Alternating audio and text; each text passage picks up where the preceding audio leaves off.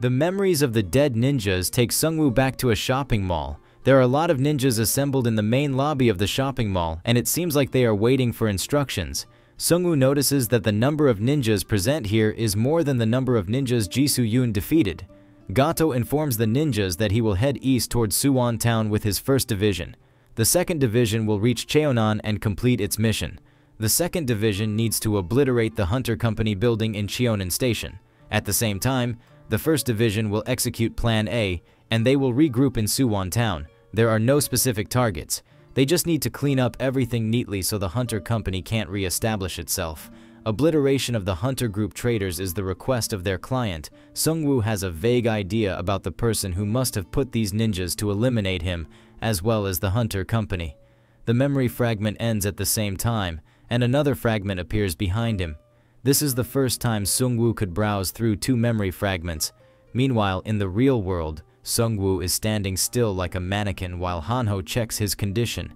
Hanho stretches the face of Sungwoo while saying, "Every time Sungwoo goes like this, it is really fascinating." He stops for a while like a broken machine. Lieutenant Kim tells Hanho to not disturb Sungwoo too much because his skill requires it to be used while his security is ensured.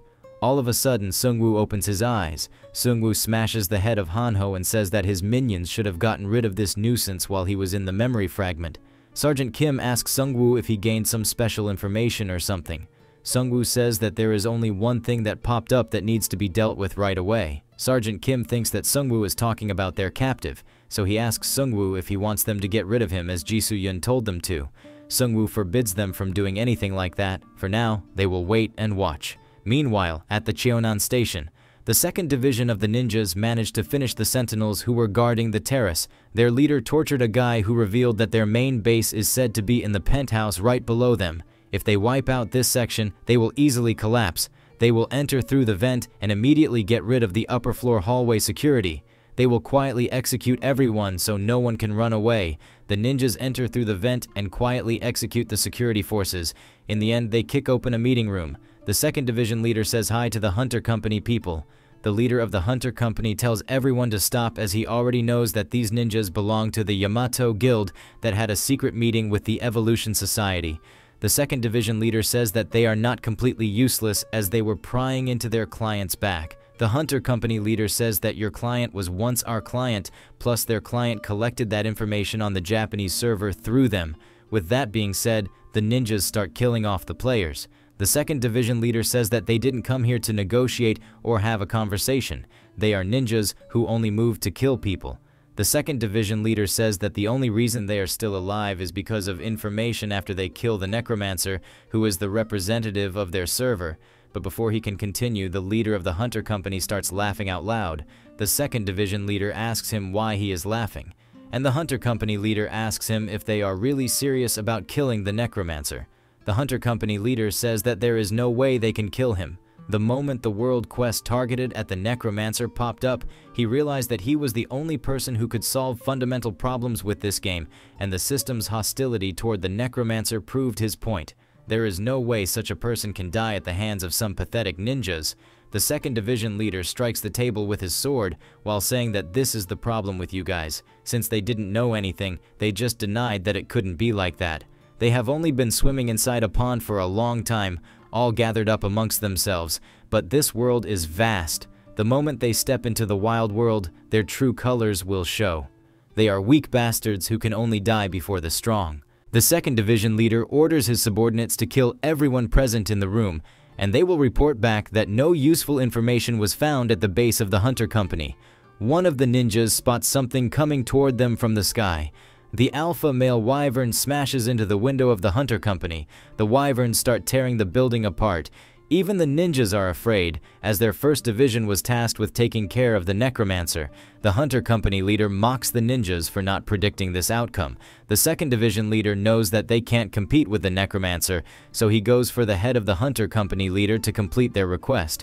But before he can stab the Hunter Company leader, his sword gets stopped by the Grim Reaper scythe. The 2nd Division leader gets pushed back quite far. All of a sudden, all of the ninjas get hit by a debuff. Their bodily functions are weakened due to an unknown energy, and all of their stats have decreased by 4. This is the first time the ninjas have been exposed to such extreme conditions, and they are barely maintaining their sanity. Sungwoo says that you guys don't even know what a demigod state is, and you are like a frog in a pond. Sungwoo looks back at the leader of the Hunter Company with contempt. Sungwoo asks him if his request has been carried out properly, but the Hunter Company leader says that it has not been completed yet. Sungwoo says that he will be demanding some additional requests, and he asks them to bring information about the Japanese server.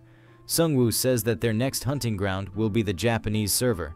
The 2nd Division leader gets pissed off, but for some reason, he cannot muster up the courage to attack the Necromancer. It feels like both his mind and body are shrinking, and he can't muster the courage to move like a row inmate waiting for death. The Hunter Company leader says that he will start gathering information on the Japanese server, while Sungwoo will try to find some information on his own. Sungwoo says that maybe he should open up the heads of these guys and look for himself. The minions start popping out of the abyss. In a few minutes, the minions start massacring the ninjas, and the whole room gets filled with screams for help. The leader of the Hunter Company is amazed after watching this spectacle unfold before his eyes. It turns out the ranks of these ninjas are lower than the 1st Division, so they have no important memory fragments. Sungwoo asks the Hunter Company leader how long he should wait for his request, and the Hunter Company leader says that he just needs to wait for a while. Sungwoo is waiting in the drawing room while he is being served some tea and biscuits. The Hunter Company leader starts organizing the information. He informs Sungwoo that the main base of the Evolution Society is completely wrapped in a veil. Even if they do this, they will not see any results.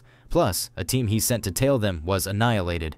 The Hunter Company leader says although they don't know where the main base is, the Hunter Company has been digging up information on what they are trying to do. The Hunter Company leader lightens up as the information they get will be a big help to the Necromancer. Sungwoo is annoyed by how the Hunter Company leader is looking at him. Sungwoo asks if the Japanese server is showing slight movements in order to attack him, and the Hunter Company leader confirms it. He further informs Sungwoo that they must plan something bigger. Just after the World Quest was announced, the Yamato Guild's movements became prominent in Kyushu, Japan. They seem to have formed a Kyushu Unified Army in order to conquer Korea, also known as the Korean Strike Project. Sungwoo thinks that he must be the main target of this Korean Strike Project, and it seems like the world's quest is centered on eliminating him. The one who is hated by the big world is the name of this world quest. It's a hunting or protecting type of quest. The players need to hunt or protect the players belonging to the World Tree faction. There are a lot of different rewards depending on the situation. If a player chooses the hunting option, he will get 5 million gold coins for each World Tree faction member, and when killing the Necromancer, they will get 500 million gold. In case the players choose to protect the World Tree faction, their rewards have not yet been budgeted. Sungwoo, who is the first ancestor of the World Tree faction, is the most problematic player in the world. He took actions that brought the 2 absolute races anger upon himself.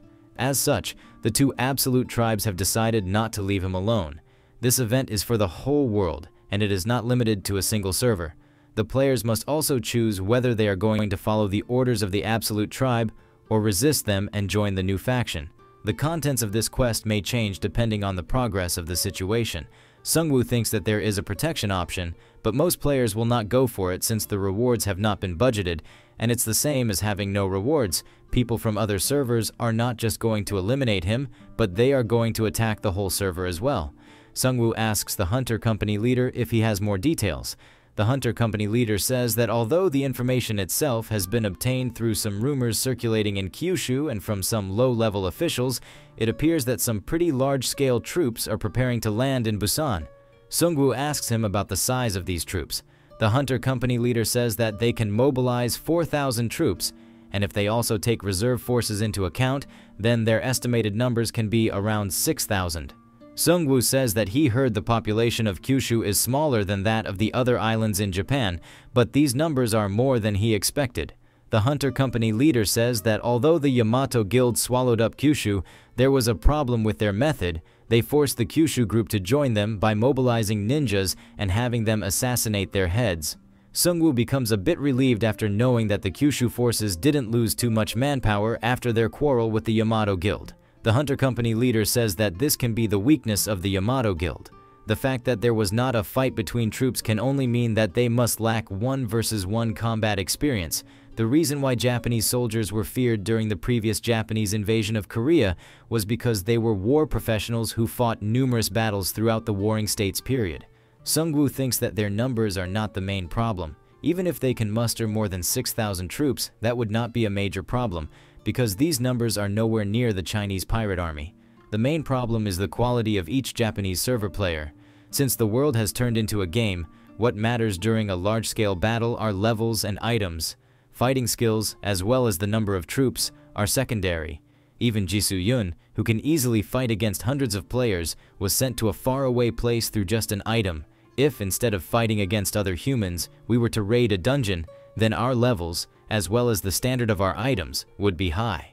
Sungwoo orders the Hunter Company leader to keep collecting information. Sungwoo reminds him of one more thing. He wants the Hunter Company to find an item or something else that can quickly move them to Busan. Han Kang-seok and the King of the Great Mountain both did it, so there must be another way of obtaining a teleportation item. This sort of item will help him react right away if any problem arises. While Sungwoo is moving out, the Hunter Company leader asks him for the requested fees. Sungwoo flares up while telling him that he saved his life just now, which should be enough for the fees. With that being said, Sungwoo heads back to his Alpha Wyvern. The Hunter Company leader and his lackeys are watching him go off into the distance. All of a sudden, the Hunter Company leader cannot hide his emotions anymore, and he says that the Necromancer is so cool.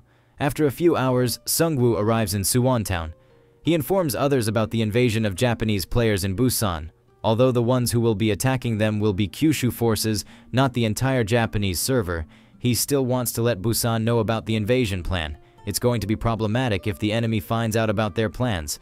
Hanho says it's easy. He can just make a secret comment about an old post made by Busan's Hwarang Guild. Sungwoo is thinking that when it comes to stuff like this bastard Hanho can strangely think of smart solutions. In a few minutes, Hanho is done writing his secret comment about an old post by the Hwarang Guild where he informs them about the incoming invasion. In a few minutes, they get a reply from the Hwarang secret newsroom. Hwarang Guild thanks them for the warning. They continuously watch the Japanese server movements, which are on the opposite side of the sea, and they also make sure to have a decent amount of coastal artillery. The issue that the World Tree faction is worried about will never happen.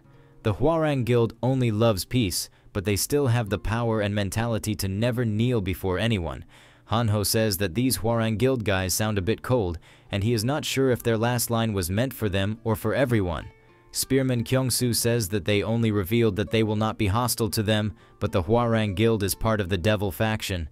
It can't be helped if they have ill intentions toward them. Hanho says that we have done what we can for them, and Lieutenant Kim says that he hopes the Hwarang Guild takes this warning seriously. They are not sure if this coastal artillery will be enough, and Hanho says that there are so many ways to bypass it.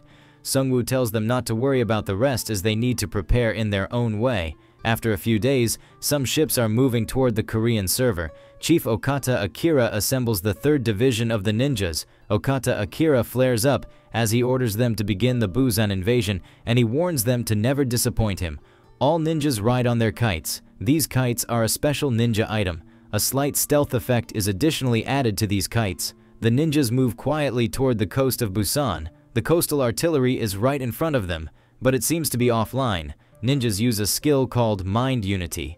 It allows hearing each other's voices even from a distance. After reaching the coastline, the ninjas inform their headquarters that they have reached the coastline, and it seems like they have lined up so much artillery.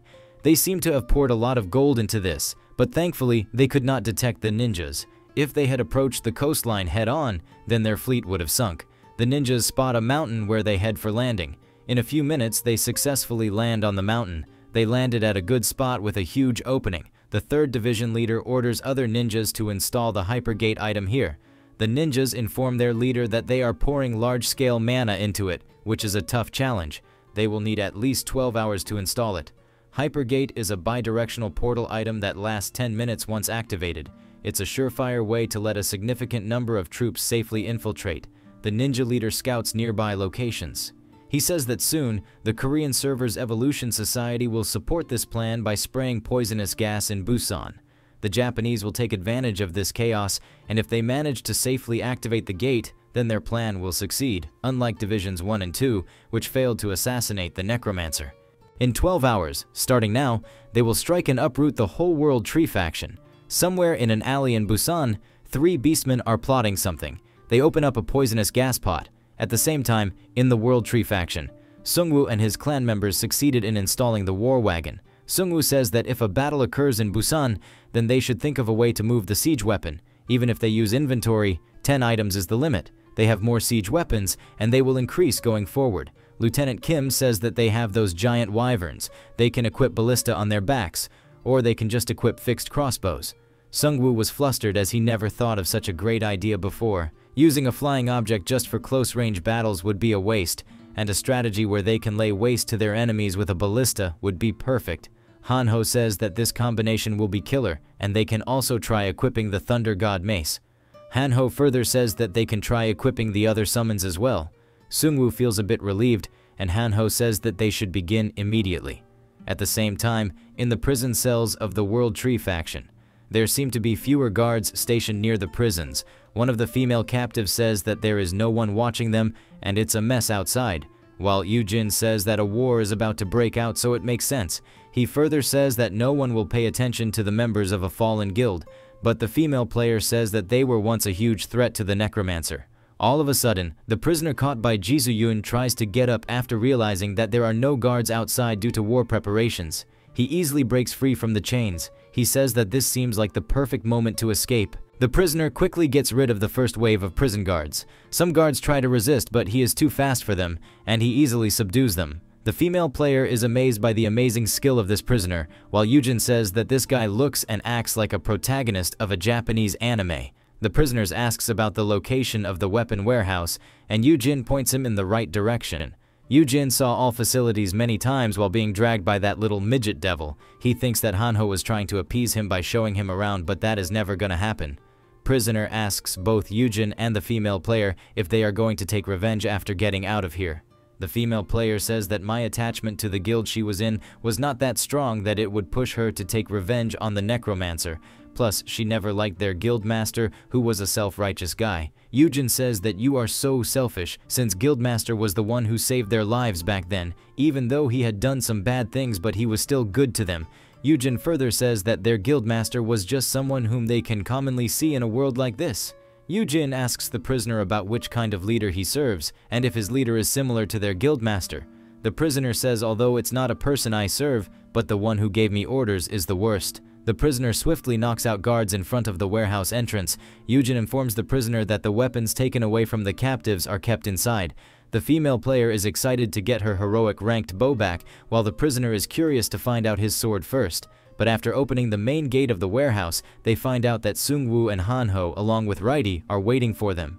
The female player gets shocked as to how the necromancer already knew they were coming here. Yujin quickly rushes toward Hanho with swift steps. It turns out that Yujin was a rat planted by Hanho. The female player gets pissed at Yujin for betraying them. Yujin says that a gentleman never takes a weaker side. He keeps on mocking her by saying, "The World Tree faction is treating us to such good luxuries in prison, but you still want to escape." Hanho appreciates Yujin by complimenting his loyalty. Sungwoo calls out the Japanese player with his real name, Suzuki Ren. Suzuki asks Sungwoo about how did he knew about his name, and Sungwoo asks him if this is the sword he was looking for. Sungwoo pulls out a sword from his inventory. The eyes of Suzuki Ren light up after taking a glimpse of his sword. Hanho says that this sword must be a great item since Suzuki was thinking about it while escaping. Sungwoo returns the sword back to Suzuki while Hanho is puzzled by this act. Sungwoo says that he returned his sword because he didn't wanted him to call him a coward. After that, Sungwoo orders Raidi to get rid of Suzuki. Suzuki quickly unsheathes his sword and he blocks the first strike of Raidi. Hanho is thinking that Sungwoo is not the type to order the killing of someone right after returning their weapon. Raidi uses deflection skill to deflect the sword slash of Suzuki and get behind him. Raidi tries to stab Suzuki from behind, but Suzuki quickly pulls the sword toward himself. He then stabs the sword through himself to attack Raidi. They both keep on exchanging blows back and forth. Hanho says that the sword of Suzuki is amazing, and he is managing to easily push back Raidi, but Sungwoo says that it is not an amazing weapon. It turns out that the sword Suzuki is using is an ordinary katana. On the other hand, Raidi is using a boss monster weapon which was remodeled by Mr. Inho. The ordinary katana of Suzuki should have shattered from just the impact of Raidi's sword, but he is still managing to overwhelm Raidi.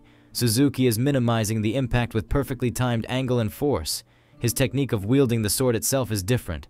Hanho starts worrying about Raidi while Sungwoo puts up his hand while saying that he has seen enough for now. In order to end this quickly, Sungwoo summons his minions from the abyss. Suzuki drops his katana. He then surrenders before he can get pummeled by the summons. The female player says that killing an unarmed female is cowardly, and Sungwoo says that he never said anything about killing her.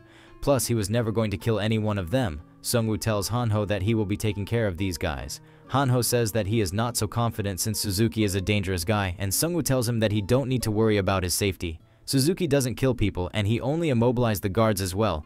Suzuki is not sure how the necromancer knows so much about him. Hanho asks Sungwoo about what did he see from those ninja corpses which made him so sure about this guy. A few days later at the World Tree faction, Sungwoo used his skill to summon a ton of zombies. A wyvern equipped with the latest tech and weapons takes flight. 2 more modified wyverns join him as they fly above 900 meters from the surface. Sungwoo orders the wyverns to fire their weapons. In a few seconds, the zombies get grinded to dust. Lieutenant Kim becomes happy as his idea was an instant success. There are a few issues with the modifications, but they will be fixed soon. Apart from that, his team is going to continue researching giant undead enhancements, but unfortunately they need to give up on combining the Thunder God's mace with the wyverns since it's way too big. Sungwoo requests him to find another way to equip the Thunder God mace, but Lieutenant Kim rejects his request. Suzuki Ren, after witnessing the might of the wyverns, is thinking that the World Tree faction is really strong. There is a significant difference between the information their organization obtained and the power he personally saw. Despite being a small group, they overcome this weakness through the quality of their ordnance and the synergy between the jobs. Sungwoo tells Lieutenant Kim that he will leave the rest to him. All of a sudden, a Korean emergency event occurs. Hanho quickly clicks on the event notification. A war-type server quest by the title of the First Korea-Japan battle started. Its reward is to be announced, and the winner will be the victor of this war. Korea and Japan, 2 servers that have had sharp confrontations since the days of the old world. As expected, their animosity still continues in the new world. Will the 2 server players finally be able to play it out for real? There is another note about the Japan and Korean War. Special rules are imposed in order to create a more interesting battle. The contents are as follow. First, the representative of the attacking side, which is the Japanese server, and the defending Korean server may alternate and choose the combat event. Second, depending on your personal choice, you may support the opponent server, and you will be granted an opportunity to transfer to the opponent server. Third, the whole quest will be broadcasted live to the world through the official channel. Sungwoo asks Hanho if he has checked up on the Busan community, and Hanho says that he just forgot about it because they said that they will manage it on their own. It turns out there was a terrorist attack in the Hwarang faction. It is a similar situation to the Yeongdongpo Station terrorist attack, and they retreated to the rear fort due to a coordinated large-scale attack from the Japanese. Hanho is quite angry at the Hwarang Guild for being too cocky, and Sungwoo is thinking that this attack must be conducted together by Yamato Guild and Evolution Society. As for the Hwarang Guild, they must have had no choice but to abandon the base and retreat. Hanho says that this is only a regional battle, but the server is promoting it as a whole server battle. Sungwoo says that unfortunately, it's a trap they cannot avoid. The existence called the creator must be enjoying it in order to encourage a bigger war. The official war channel is live. There are a total of 7 million viewers. The Japanese server needs to choose the first war event. An all-out war, capturing and duel are the only options available. The Japanese player grins in silence as he chooses the duel event. Both servers have chosen the duel event. The representative of each side should establish a great warrior. In case of non-compliance, the server will be given a penalty. In case of winning, a buff will be given to the whole server. Sungwoo and his clan mates are eagerly watching the notifications. The Hwarang Guild has chosen to duel since they can aim for a one-shot comeback, but Sungwoo is worried since it seems like the Yamato Guild is confident in their individual martial power. Chief Okada will fight from the Japanese side while the Korean player is still unidentified. Suzuki is thinking that this must be the plan of Sword Saint Okada Akira after sending him to the Japanese server. Chief Okada Akira comes live to say something to the Korean server players. Chief Okada says that he is not interested in other brats, and he only wants the Necromancer, who is the leader of the World Tree faction. Okada Akira tells Sungwoo to come forward if he wants to save the Korean server, and he will prove his incompetence with his sword. Like the hundreds of fallen humans from the Hwarang Guild right here. More players tune into the Japanese versus the Korean War, and the total number of viewers has crossed over 1 million. More and more influential figures around the world are tuning into this event. From Japanese side, Chief Okada is participating while warrior Jang Hyunmin is participating from the Korean side. Each side's great warrior must go to the designated location within the next hour. Once the duel begins, other battles are prohibited. In case of violation, the player will be automatically judged dead. The pictures of both players get announced on the live broadcast. It turns out that Jang Hyunmin is the leader of the Hwarang Guild, and he stepped forward for the duel.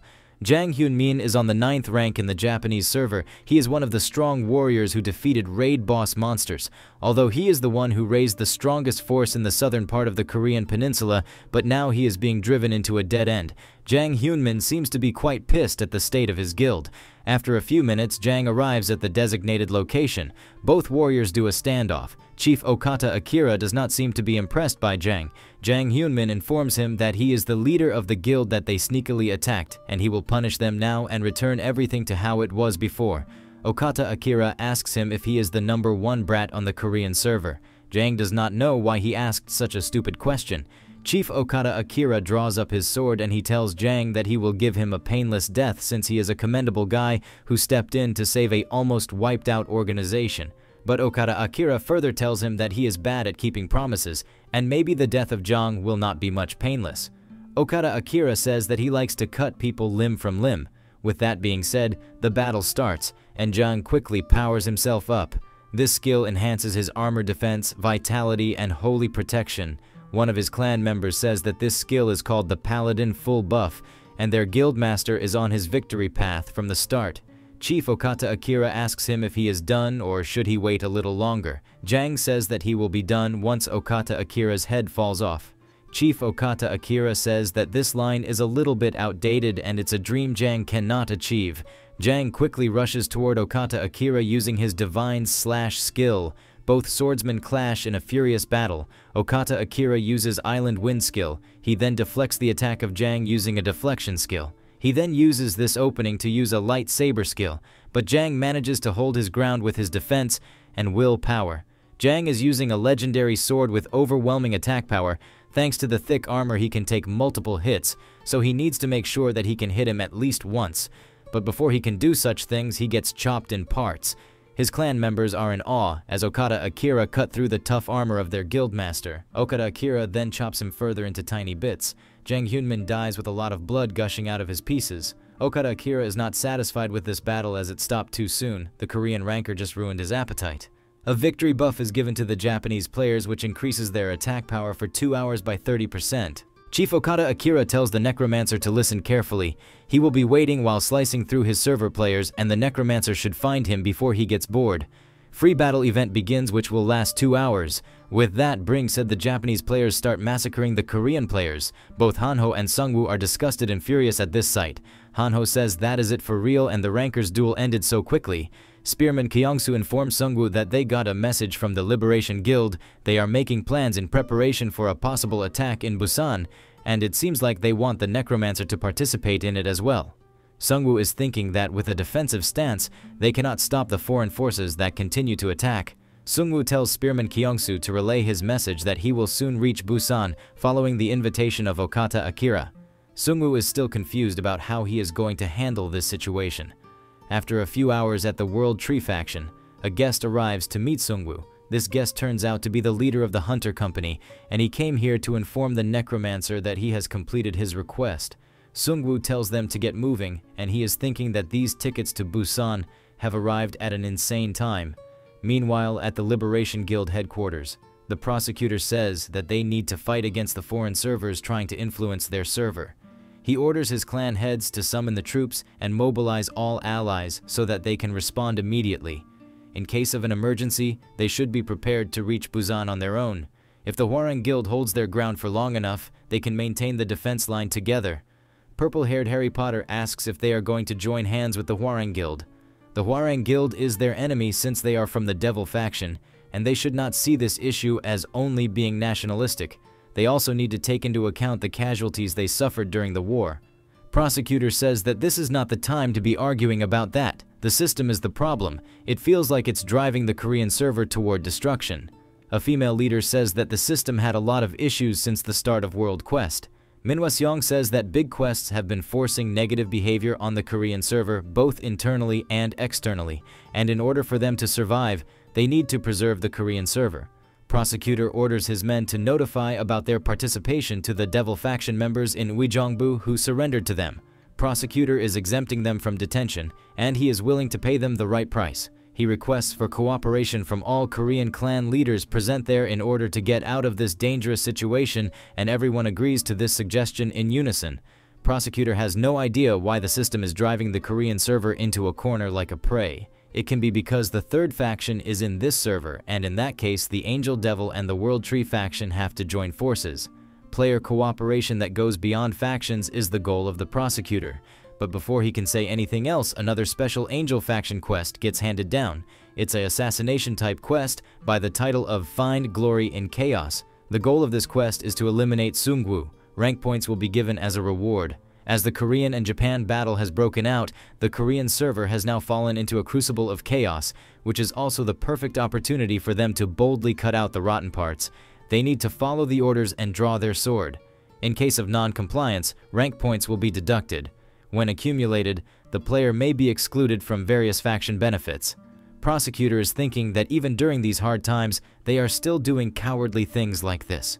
This quest is not helpful in any way to achieve the goal he is pursuing. Previously, when Seungwoo broke the angel statue, he said that the ending which they will obtain by playing at the hands of an unidentified being will not be a good one.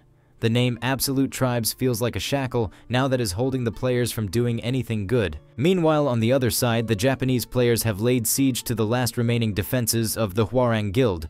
Cracks have started to appear in the magic shield due to constant bombardment. The iron gate that the Hwarang Guild enhanced with shields and magic metals can't hold on anymore, and the Japanese are tightening around them from all directions. Only if their clan leader would not have lost in vain, then they could have found a way out of this catastrophe.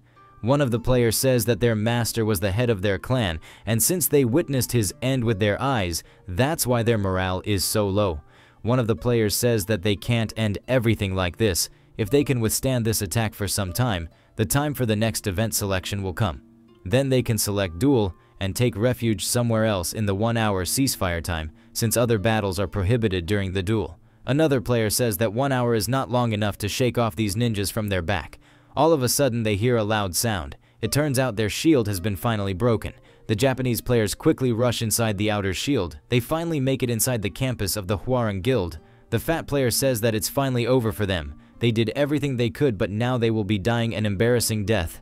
The player asks if he is saying it is embarrassing because their demise will be live broadcasted. The fat player says that the people around the whole world will watch them getting destroyed while they are unable to do anything against them. The player tells the fat one that they cannot do anything since they are weak. An old player says that he cannot die at the hands of a Japanese invader like his forefathers. The fat player tells them that they cannot do anything beside hoping for a lightning strike to hit them from the sky. All of a sudden they hear a loud striking sound behind them. A ton of explosions go off in the streets. Even the Japanese players have no idea about what is going on. They see some arrows coming from the skies. The Japanese players raise their shields in order to block the arrows. But these arrows were not so simple. These arrows were rigged with explosions, and they end up in a huge bang. The Japanese players who survived the explosion are screaming for help. Even the Hwarang Guild is watching this spectacle with confusion. One of them notices something on a rooftop where the arrows came from. The rooftop is rigged with a siege weapon and some players are operating it. In a few minutes, the minions make their intents. These minions, including some raid bosses, are ready to smack some Japanese ass. The fat player becomes happy as he knows these skeleton soldiers belong to only one player. In a matter of a few seconds, Seungwoo makes his entrance. Seungwoo is riding his Alpha Wyvern and he has activated his demigod state. Meanwhile, a few minutes before at the flagship of the Japanese invaders, Okara Akita is watching the live broadcast from his ship. The attacking side has a winning prediction of 64.8%, while the Korean side has 34.2% prediction. Okara Akita says that it is not a betting event, it's a system event that gives special prizes by drawing lots. The difference in votes is overwhelming, which is the proof that their Japanese server occupies a large portion of the people's perception around the world. Most of the people are cheering on the Japanese since they are fans of anime and movies, but some have keen observation and they want to keep on the Japanese and Koreans to expose their true powers. Okara Akita says that there is only one thing which is bothering him. At the same time, Arhata says that he is sorry. He had no idea that they would fail in cleaning up the Necromancer and the Hunter Company. Sword Saint Okara Akira forgives him, because right now they are witnessing a festival with the people of the world, and he will make a grandiose finale. They will let the world know of the Yamato Guild by taking the Necromancer head as the trophy. He further says that since his teams failed to assassinate the Necromancer, then that means that Suzuki Ren must have died along with them. Arhata says that Suzuki Ren was sent there under the pretext that he will cover the retreat of the ninjas, but since that guy hesitates to kill people, then it means he must be dead. Okata Akira says that he was planning on killing him after this mission, but this must be a good thing since they no longer need to dirty their hands. He was feeling a little uneasy about killing him since they have been eating and drinking together for a long time, and Suzuki Ren would have loved to become the cornerstone of the Yamato Guild's grand expedition. One of the ninjas who was watching the live stream informs Okada Akira that an unprecedented thing has happened on the battlefield and the Necromancer has appeared. The eyes of the Sword Saint lit up with excitement as a hunter waiting for his prey to fall into his trap. Meanwhile, on the battlefield, the players who survived the bombardment get up to take the fight to their enemies. Sungwoo is thinking that they got hit by a lot of bombs, but their morale is still high, and they are definitely not to be looked down upon. Even the items they have equipped are some of the excellent ones from all the forces he has faced up until now. The Japanese players didn't have major battles against other players, and they kept on hunting monsters. Sungwoo uses Poison Cloud skill in the area. A downpour starts from the poison clouds, and the Japanese players use raincoats. Once a player belonging to the Japanese army died, their magicians quickly threw them away since the Necromancer can use the explode skill on the dead bodies. The magician leader informs others to keep a lookout on the sky, and if the wyverns come down to attack them, then they need to deploy shields and freeze both wings of the wyverns. The magicians start freezing the undead instead of destroying them so they cannot regenerate. Sungwoo can clearly see that these guys have studied him well. Each player of the Japanese army is doing well for his role, and they are managing to get rid of his minions wave after wave. But even if they do this, all it can do for them is to buy them a few more minutes. Sungwoo opens Abyss Gateway right above the Japanese players to drop the minions on top of them. Little by little, the gap between the formation of the player is increasing. As long as the players cannot resurrect, the one going against him will have to endure one-sided damage for 1 hour, which is why many enemies choose to assassinate him. The magicians of the Japanese army are trying their best to freeze or immobilize the movements of the minions so they cannot resurrect again. All of a sudden, an earthquake shakes the ground near them, but one of the Japanese players knows what it really is. This turns out to be the Imugi minion. The Japanese players say that the Necromancer made a wrong move by summoning this thing here, since there are a lot of buildings around them which will make it harder for this monster to easily move around. The Imugi seems to be moving in a square around a specific building, and the Japanese players tell their magicians to leave it be for now. All of a sudden, Imugi comes to a stop. In reality, Imugi was just blocking their escape route while they got surrounded by wyverns. The wyverns throw rocks at the Japanese players, but they pull out mana shields. Sungwoo uses golem production skill on the rocks thrown by wyverns. The rocks start merging into one being. The rocks finally merge into golem robot called Necrogan 2. The Japanese players know about Necrogan, which is the summon of the Necromancer from the Korean server. At first glance, Necrogans look like powerful mechs, but these robots are fake. They have rough finish on the surface, and the driving unit lacks engineering elements, plus the design lacks balanced mobility and a complex structure. Since ancient times, Japan has been the homeland of super robots. There is no way a low-quality fake can contain the greatness of the real Japanese Gundam robots. The Japanese players put up a shield and the Necrogans failed to destroy it. The Japanese players mock the Necrogans for being fake robots which can't even destroy their shields.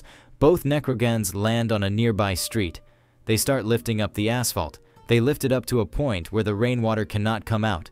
The Japanese players are on edge. The poisoned water rises up to the ankles of the Japanese players. In Busan, most of the campus is located at a high altitude, and the Japanese players are right in the middle of them. That's why the Necrogans block the water that's flowing down, so the rainwater can be accumulated in one place. The poisonous water is rising up too quickly, and some players suggest getting out of that location. The Necrogans are ready to exercise punishment to the inferior beings who insulted them. Necrogans start pushing the wall toward the Japanese players. Most of the players get submerged in the poisonous water waves. Another unit, which is right behind the Necrogans, prepares their antidotes in order to rescue their lead unit. Sungwoo says that they did the one thing they were supposed to avoid doing. Sungwoo orders Necrogans to tear up the embankment. Sungwoo destroys the wall containing poisonous water. The players behind Necrogans get swept in a huge tsunami. The mages riding the wyverns are unleashing ice magic to induce the rainwater, and even if it's in small quantities, if the water streaming down from the mountain accumulates, the Japanese players won't be able to handle it. The physical player unit leader orders his men to drink antidote while swimming, but all of a sudden he gets a feeling of an apex predator behind him. Monster fish minions start devouring the players. Sungwoo says that their current predicament is due to their lack of experience because they can't keep a cool head during war. Hanho says that the Japanese are flowing down from the mountains while Sungwoo tells his men to take advantage of this momentum and clean up the battlefield. But before they can do anything, a notification pops up telling them that free battle time is up. Now the Koreans need to choose if they want to go for an all-out war, capturing or duel, and they need to make their decision within 5 minutes. Sungwoo says that he could have dealt a major blow to the Japanese forces if they had a few more minutes. Sungwoo has been chosen as the representative of the Korean side. A Japanese magical drone appears in front of Sungwoo. This is a projector-type drone and it projects the live feed of Sword Saint. Sword Saint says that Sungwoo must have come after his provocation, so there is only one option he must choose. He asks the necromancer to go for the duel and prove his skill to the world, prove before him that he is the real deal. Sungwoo asks him if it is duel he wants, and Sword Saint replies with a yes. Sungwoo says, "What kind of nonsense is that?"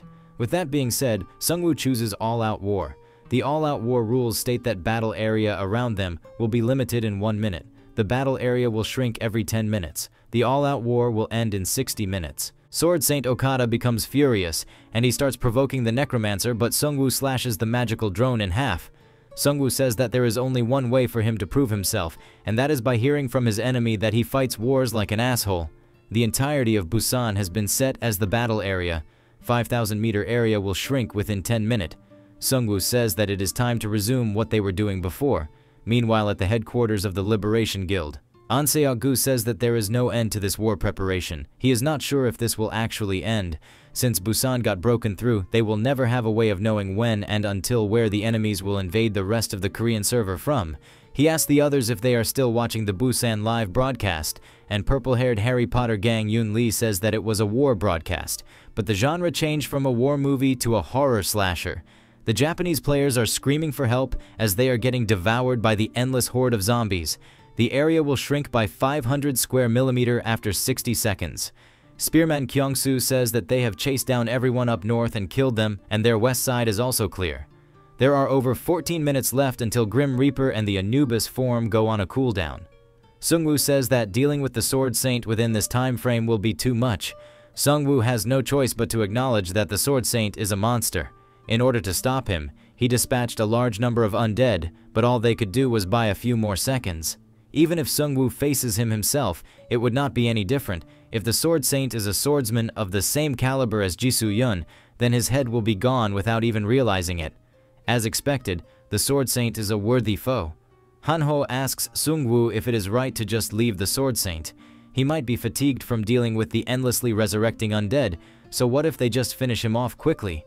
Suzuki Ren says that it is a feint. There is no way that the Sword Saint is out of breath from a battle like this. If they jump in recklessly, he will easily slice off their heads. Hanho says you are being strangely cooperative, and Suzuki Ren says that would not anyone be cooperative when they have a knife held against their back.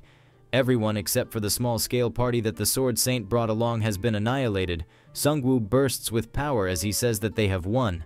A system notification appears informing them that they have won the all-out war. A victory buff is given to the Korean server. Their defense power will increase by 30% for 1 hour. The free battle will start now, which will last another hour. The Hwarang Guild members say that they were really being blunt and did not think that the necromancer will come to their aid. One of them says that maybe the necromancer is a warm-hearted person, while the fatty says that maybe they should join the World Tree faction. Now they just have to finish off that crazy swordsman. One of them informs them that it's not over yet and they should look at the broadcast. In the far distance near the shore, some ships seem to be moving. These ships are quite huge and they are moving at full speed toward harbor of Busan. They don't know the exact number of enemy ships. Sungwoo's Anubis form has only a few minutes left and fighting more will be too much for him. Even the troops that came over from the World Tree faction are only 30, and they are all mages with high utility. Fatty says that Sungwoo is the current representative of the Korean server and he will follow him. Other Hwoarang Guild members are brimming with excitement as they have full belief in the tactics and strategy of Necromancer, and they ask him to use them well. Sungwoo tells them that it's time to pack. They don't have a way of winning this, so they need to abandon Busan and escape. This makes the Hwoarang Guild members shocked, as they were not expecting this kind of answer from the Necromancer. Hwoarang Guild was the best guild of Busan. Even though they lost the war, their survivors are still around 1,000. Hanho says that the number of survivors are bigger than what he expected, but they are all in a bad state, and Sungwoo says that it can't be helped. The effect of the breath of the abyss that the Evolution Society spread is too strong. Except for some players who were treated with potions, the rest are all patients. The vanguard of the Yamato Guild alone was over 2,000, and now the size of the follow-up force would be at least several thousands. Sungwoo knows well that this is time to get some reinforcements. Hanho says it's unfortunate, but if they had the surrounding area under their influence, then they could have asked for help from other guilds, and Sungwoo says that they have to increase their distance from Busan as much as they can for now. After they hold their ground for 24 hours and buy some time, they will use the battle event to land a blow on the Japanese side. Repeating this cycle is all they can do for now. Hanho says that none of the 3 modes, including all our war, duel, or capturing, will give them an advantage in this war. But before that, everywhere the Sword Saint goes, he brings destruction. If they don't take down the Sword Saint, then this war won't end. They are unable to stop him even by driving the monsters of the nearby dungeons towards him using the summons. Hanho sneakily asks Suzuki Ren if he knows any weakness of Okata Akira, since he was pretty close with him, but Suzuki has no idea about his weakness. Sungwoo says that the Sword Saint does not keep promises. Suzuki Ren says that Sungwoo must know a lot about him. Suzuki Ren says that he don't have a choice. Before the fall or even after that, he had no choice. Before the fall in Kyushu, Japan. Ito Ryu is a small swordsmanship dojo in a corner of downtown Kyushu. Yushin, Hokushin, and Ito Shoden Ryu are only named same as the other Ito Ryu sects in Japan, but they are just completely unrelated dojos. In a dojo, a master is instructing his student saying that a sword is a weapon for murder and it's just a tool. But although merely being a tool, its value changes if it contains a story, and their Ito Ryu sword is like that. The sword that the wife gave to the husband hoping that he will return alive from war. The sword that the master handed over to the disciple hoping that he will protect himself in this rough world. The sword that was handed over in hopes that the vassal will become an honorable person. Although all of them are swords, they were used with care, as they were objects that contained someone's heart. But a sword is bound to be ruined no matter how well you maintain it. Blocking, cutting, or slashing, after enduring all that trauma it breaks, but we can't still leave them to be destroyed. The kind of swordsmanship that uses the precious object without ruining it. That's the kind of swordsmanship you must learn from now on. The Kidmaster seems to be talking to was young Suzuki Ren. Suzuki Ren needs to fully analyze his own condition as well as the enemy sword state, and on top of that, hone his skills to the limit for the type of swordsmanship that minimizes impact on the weapon. Suzuki Ren has been training harshly since he was little, although it was hard at first, but Suzuki Ren had talent for this, but it was not what he chose for his future. After some years, someone calls out Suzuki Ren. His friend tells him to hurry up since it's getting late for his appointment with Haruka. His friend Kenta keeps on pushing him while he tells him to stop since he saw a game-like window in the sky. Haruka gets angry at both of them for being late. After some time they arrive at an anime exhibition. A lot of people showed up for the exhibition. Kenta says that there are so many people here since this anime is now developing into a subculture of Japan. Haruka asks Ken if it's okay for him to be here since he was busy training at the dojo with his father on his anniversary. Suzuki Ren says that learning swordsmanship was not his choice, but he had a lot of talent and he had already surpassed his father's skills as the successor of Ito Ryu. His father tells him to stop hanging out with his friends and neglecting his training, and Suzuki Ren asks his uncle if sword skills are really required in today's world. They are now in the 21st century, which is the era of scientific civilization. Even if he sharpens his skills though, extreme training to the point of exhaustion, where will he ever use them? Plus, day after day the number of officials in their dojo is decreasing, and now there are only 2 left. And he never once properly got to play with his friends Kenta and Haruka. His father says that he feels sorry for him, but Kenta cuts him off saying that you need someone who can inherit the dojo. What he is worried about is not his son, but the dojo that has been passed down through generations. With that being said, Suzuki Ren steps out of the dojo while his father keeps begging him to stop. Suzuki tells his friends that even if he has talent for using a sword, but how is he supposed to make a living out of it? And Haruka says that his father must have something in his mind. Kenta says that it's hundreds of times better for Suzuki Ren to not inherit the dojo. Ever since he was little, he lived a hard life, and he was always full of wounds due to training. Suzuki actually likes manga and anime more just like him. Kenta flares up as he says that their future is not decided yet. Rather than inheriting the dojo, they should become amazing otakus together. Suzuki is thinking about how he is going to tell his friend that being an otaku is not a profession and they can't make a living out of it. After a few minutes, the fall happened and the class selection screen appeared in front of them. Just as expected, most of the people present around them were shocked at this new turn of events. Suzuki Ren is thinking that even if they are inside a building, it can't get this much dark from just an outage. A bright flash of light happens. After that, the players are represented with a lot of different class cards. All cards have different functions and different numbers of stars on them. Kenta tells his friends to quickly pick up cards since he saw this sort of thing often happening in novels. Suzuki Ren had also a feeling that something big is about to happen, and he starts searching for a card with the most number of stars. First of all, Kenta picks up a class card. Kenta picked a fighter card and the system dropped 2 gauntlets for him. Kenta quickly equips the gloves and he made a guess that they should be hunting monsters and evolving their abilities just like in games, while Haruka got a staff after picking a healer job. Suzuki Ren picked up a swordsmanship card, but the system did not drop a weapon for him. A few seconds later, the power comes back. The players become a bit afraid and they quickly start heading outside since they are all otakus. They had an idea that things like goblins or some other weaker monsters can start appearing anytime now, but most of them stop near the entrance. They can see though the windows that the goblins are massacring the people outside. After the players band together and get rid of the goblins, huge orcs start making their appearance around them. The players become even more afraid and they start running away in fear. Most of the buildings around them start burning due to the massive explosives going on. After a few minutes in a building, Kenta, Suzuki Ren, and Haruka made it alive this far, but they are totally exhausted, and Kenta is thinking why this tutorial is too hard. Suzuki Ren is thinking that the reaction of people around them were quick since they have seen a lot of anime and manga. But the number of monsters is overwhelmingly large even though the players reacted fairly well, but monsters are continuously pouring out where more people are gathered. Since the rescue team is not here yet, then it means that this is not the only place where it is happening and they will have to find a way to survive on their own. Haruka is afraid, but Kenta tries to relieve her by saying that Suzuki picked a high star class, and he is the one who dealt with most of the orcs as well. Suzuki fought with the orcs using the sword of a dead person, but it's already in a bad state. He can't wear equipment other than a sword, and he cannot even pick skills which form when players level up. There must be some other advantages, but there are too many restrictions. In this situation, the 5-star job Sword Saint is like poison to him. 5 days after the fall, the battle of survival between the monsters and humans is ongoing on a large scale. Suzuki Ren and his friends need to make a choice if they want to survive.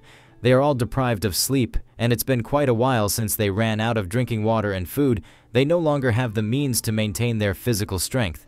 On the other hand, as the number of people has decreased, the monsters have scattered and there are less of them around. Suzuki Ren can get out of this situation on his own without a weapon, but he can't betray his friends. They were the only ones who supported him through his hard times. Kenta was thinking the same thing, and he asks Suzuki to get out of there on his own. Suzuki bursts out in anger, but Kenta says that he is not telling him to abandon them and run away. Suzuki can get out of here and find people who can help them as well. Since the monsters can't find people, they have started to fight among themselves, and maybe because only 3 of them survived, even the monsters are not coming for them anymore. If it's just the 2 of them, then they can withstand the orc attacks until Suzuki returns, and Haruka requests him to do the same. Suzuki Ren knows well that he cannot find anyone for help in a burnt city like this, and his friends are making up excuses because they think they are holding him back. Even if he is able to find someone, they will not be willing to risk their lives to help some students. Kenta puts his hands on Suzuki and he tells him that he needs to survive no matter what. Kenta is shivering with fear, as he knows well that this plan is ridiculous. All of a sudden they hear a loud sound coming from outside. These cries seems to be coming from the monsters who are in a pickle. The orcs are running toward a single target and it looks like the rescue team is here. Suzuki and his friends make it out of the building. The premises of the building looks clear for now. All monsters went in a single direction, so Kenta suggests that they should slowly follow them. A few meters away, the monsters are in a skirmish and they are having heavy casualties. They are getting shredded to pieces and the player seems to be using a sword. This person turns out to be the father of Suzuki Ren and he single-handedly killed off all the orcs. Suzuki Ren makes his way up to his father. Suzuki asks his father if he came all this way alone, and if there was no rescue team, and his father tells him that he knew well that his son was not dying to these mere beasts. Both Haruka and Kenta are overjoyed, but Suzuki saw something out of place. There is blood coming out of his father's mouth. It turns out he has been stabbed on his back by a knife. All this time, his father was dealing with the monsters while having a huge sword wound on his back. Suzuki's father says that he was afraid that he might never be able to see his son again. Suzuki says, "Father, you cannot die from such a weak wound. You always said you were strong." His father replies by saying that he is not strong. Even while teaching him the swordsmanship, he was afraid. It was the only thing he could have passed on to his son. In his mind, he had doubts if he should teach his son the sword while the world was moving in other directions, and whether he was a hindrance to the growth of his son. But now he is relieved that he taught him to wield a sword. Thanks to that, he will definitely be able to survive in a world like this. These prove to be his final words as signs of life fade away from his body. Suzuki Ren cries out loud for the loss of his father. After that day, it was just like his father said. He was able to survive just fine in a world like this thanks to the sword skills he learnt, plus he was very compatible with the Sword Saint class. There were many restrictions on his class, but his stats grew as he leveled up, and although he could not use skills, the extraordinary physical abilities could make up for it. He also made a little reputation by helping people. Some players were discussing how a player called Sword Saint saved someone from the orc lair and a few more people from a hobgoblin maze. At the same time, some shady people were listening to them. After a few days is the time when he met Okata Akira. Okata Akira asked him if he is the Sword Saint who has been going around saving people. Okata Akira has his friends, and he tells him that he should be careful if his name is known by people. Now that the world is like this, the bad people will be targeting famous people like him. Suzuki Ren asks him about what he is going to do to his friends. Both Kenta and Haruka are alive, but they are unconscious. Okata Akira tells him that he just wanted to become the famous guy's only friend. That's why he kidnapped them. Suzuki Ren drops his sword as he is thinking that he never took into account the malicious intents of people and how far can someone go in an environment like this. After a few days, Suzuki Ren is hunting a boss monster. The boss monster is quite strong and he is the physical type. Suzuki Ren manages to cut off the ankle of the boss to drop him down to the ground. Suzuki runs toward his head to finish it off, but he gets kicked by Okata Akira. Okata Akira says that you should not be hunting boss monsters on your own. They decided to hunt together since Suzuki Ren refused to kill people. Okata Akira lands the final hit to gain the most amount of experience points, and he asks for the understanding of Suzuki Ren since they are close friends. After that, whether it be experience points or hidden quests rewards, everything was taken away by Okata Akira. In the end, he even took the reputation of Suzuki Ren and people thought that Okata Akira was the Sword Saint.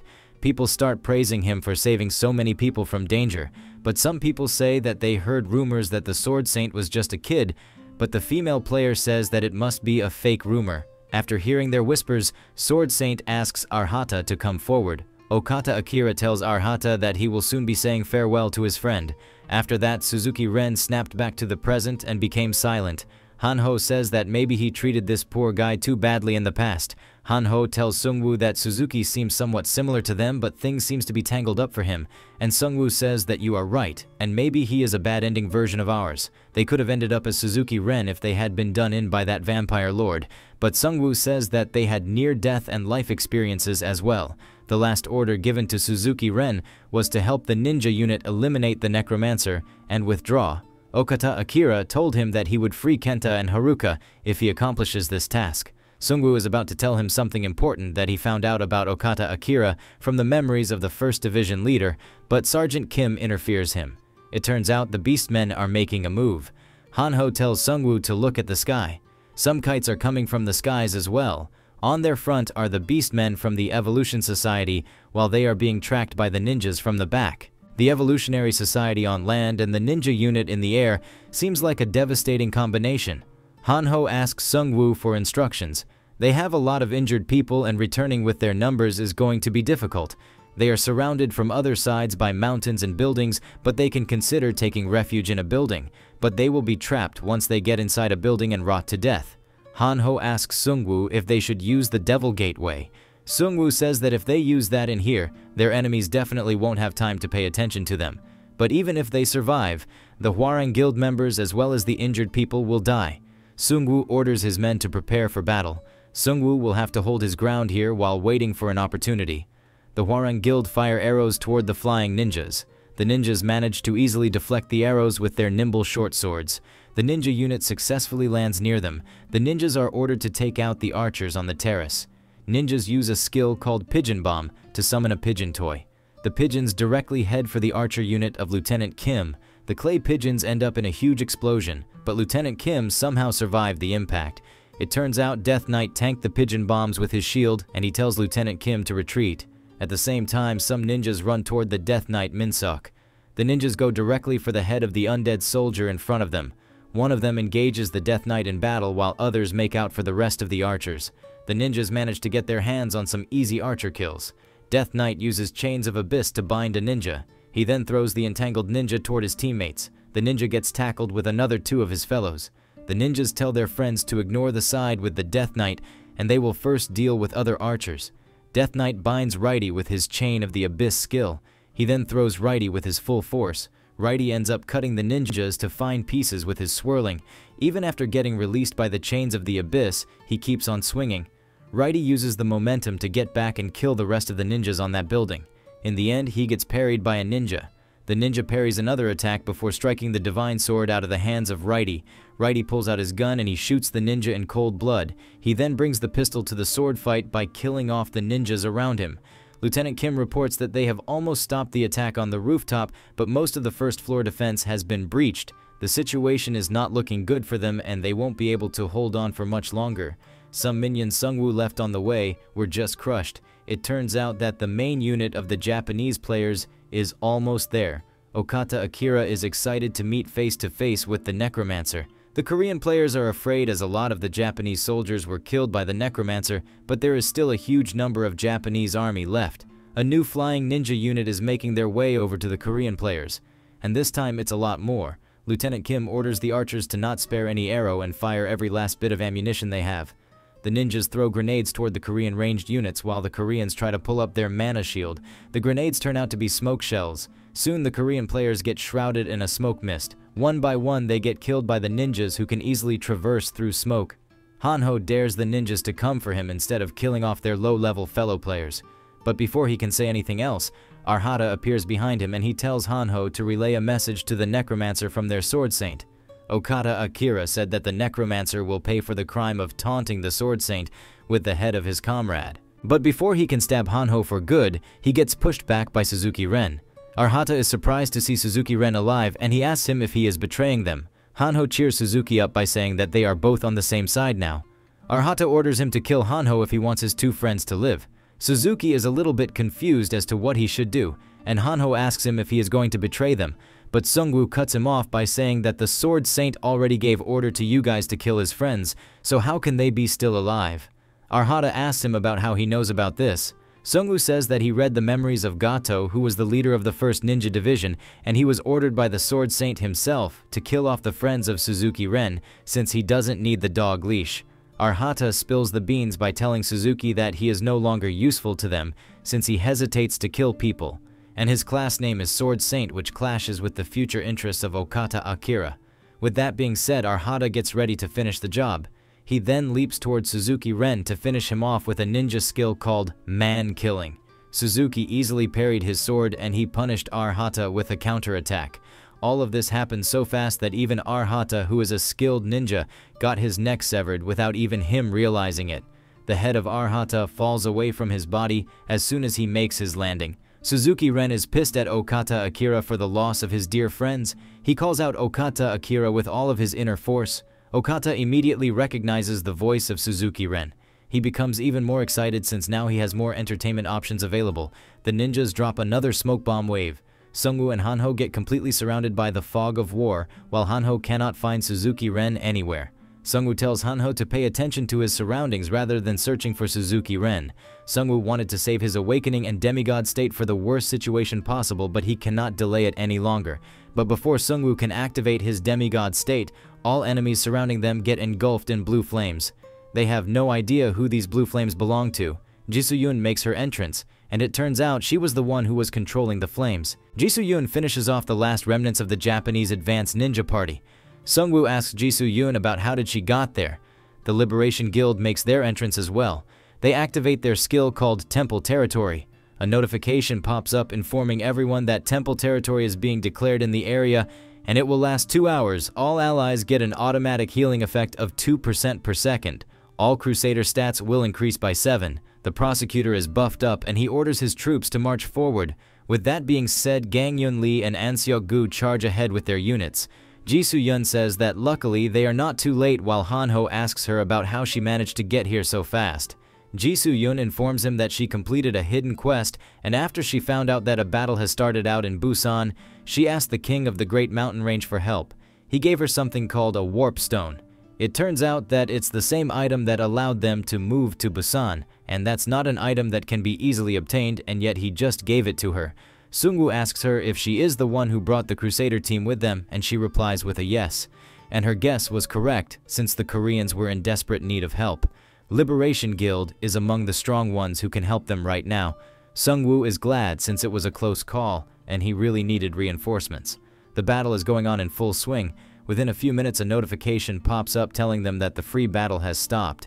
Japanese side, which is the attacking side, needs to choose a battle event including all-out war, capturing, and duel within 5 minutes. Okata Akira is bursting out in excitement since he can now take revenge on the Necromancer.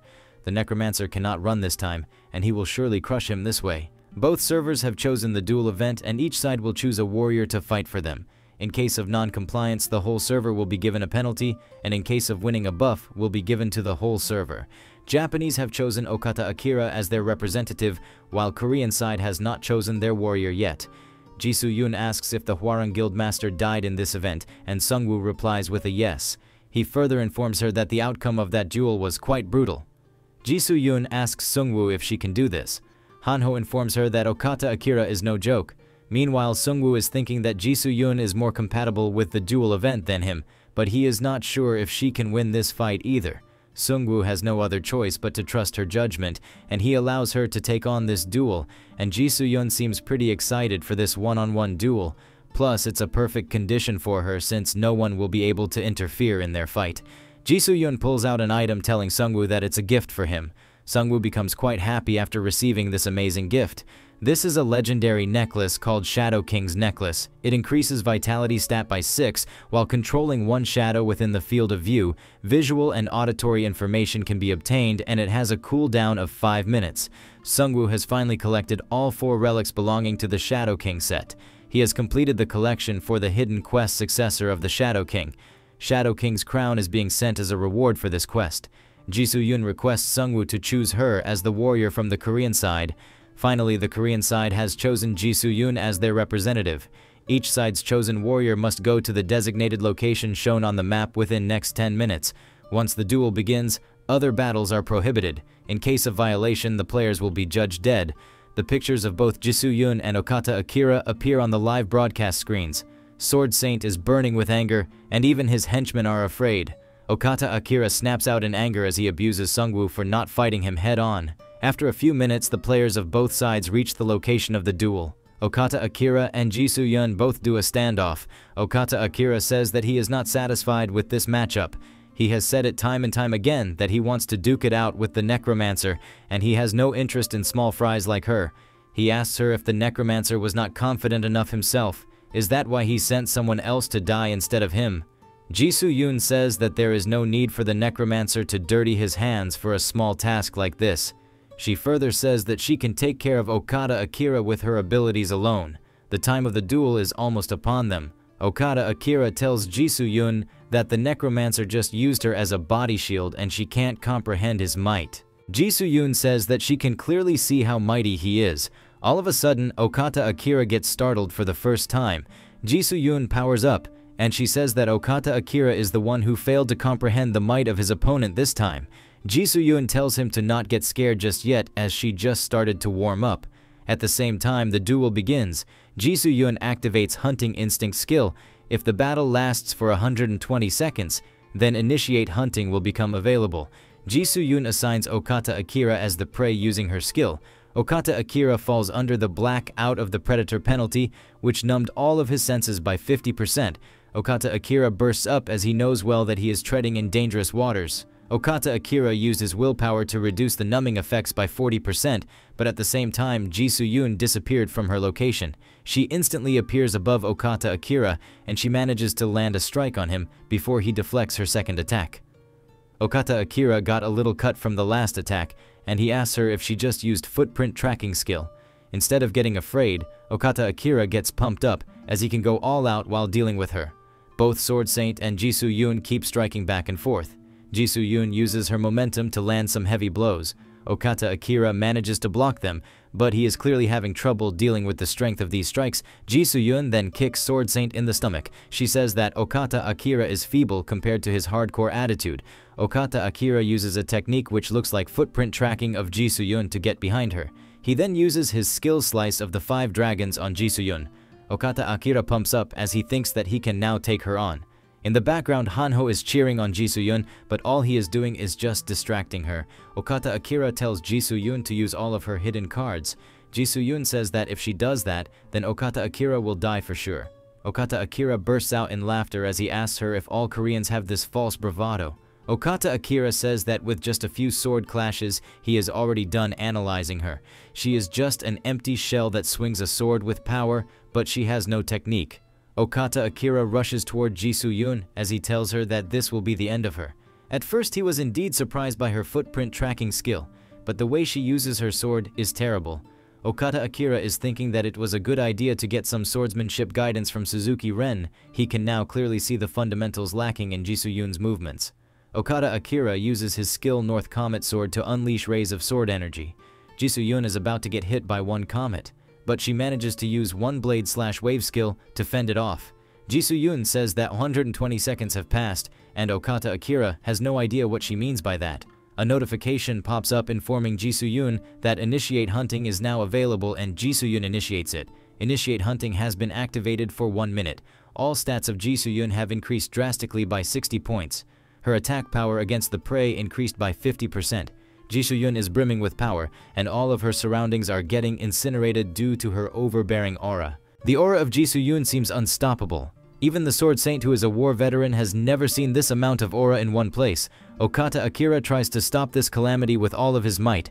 It turns out that all-out attack was a feint, and Ji Soo-yoon appears behind Okata Akira. Ji Soo-yoon uses sword-proof skill on Okata Akira. The strength of this sword attack was so powerful that it doesn't even give him the time to counterattack. Her speed makes her attacks difficult to analyze. Okata Akira can't believe that he is losing to a girl with low field experience than him. This reminds him of one of his dungeon raids with Suzuki Ren, where Suzuki Ren asked him if a person is able to defeat an elephant. Okata Akira is not sure what Suzuki Ren wants to ask him. Suzuki Ren says that they got lucky in this secret dungeon, but what he is trying to say is that they should avoid elephants with abilities that are hard to defeat. Okata Akira says that it can be the case for someone like Suzuki Ren who only fights with pure sword techniques, but it's different for those people who can use various skills like him. With his abilities, he can even defeat an elephant. He has the convenience of being able to use skills the moment he learns them without training.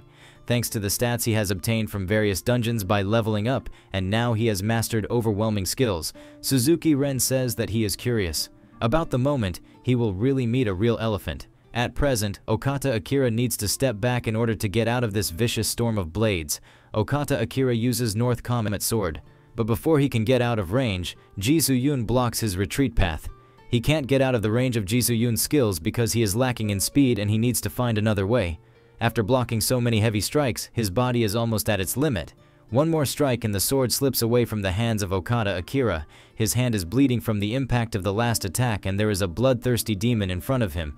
The whole body of Okata Akira is trembling from the aftershocks, and he says that Ji Soo-yoon managed to overpower him with pure physical brute strength.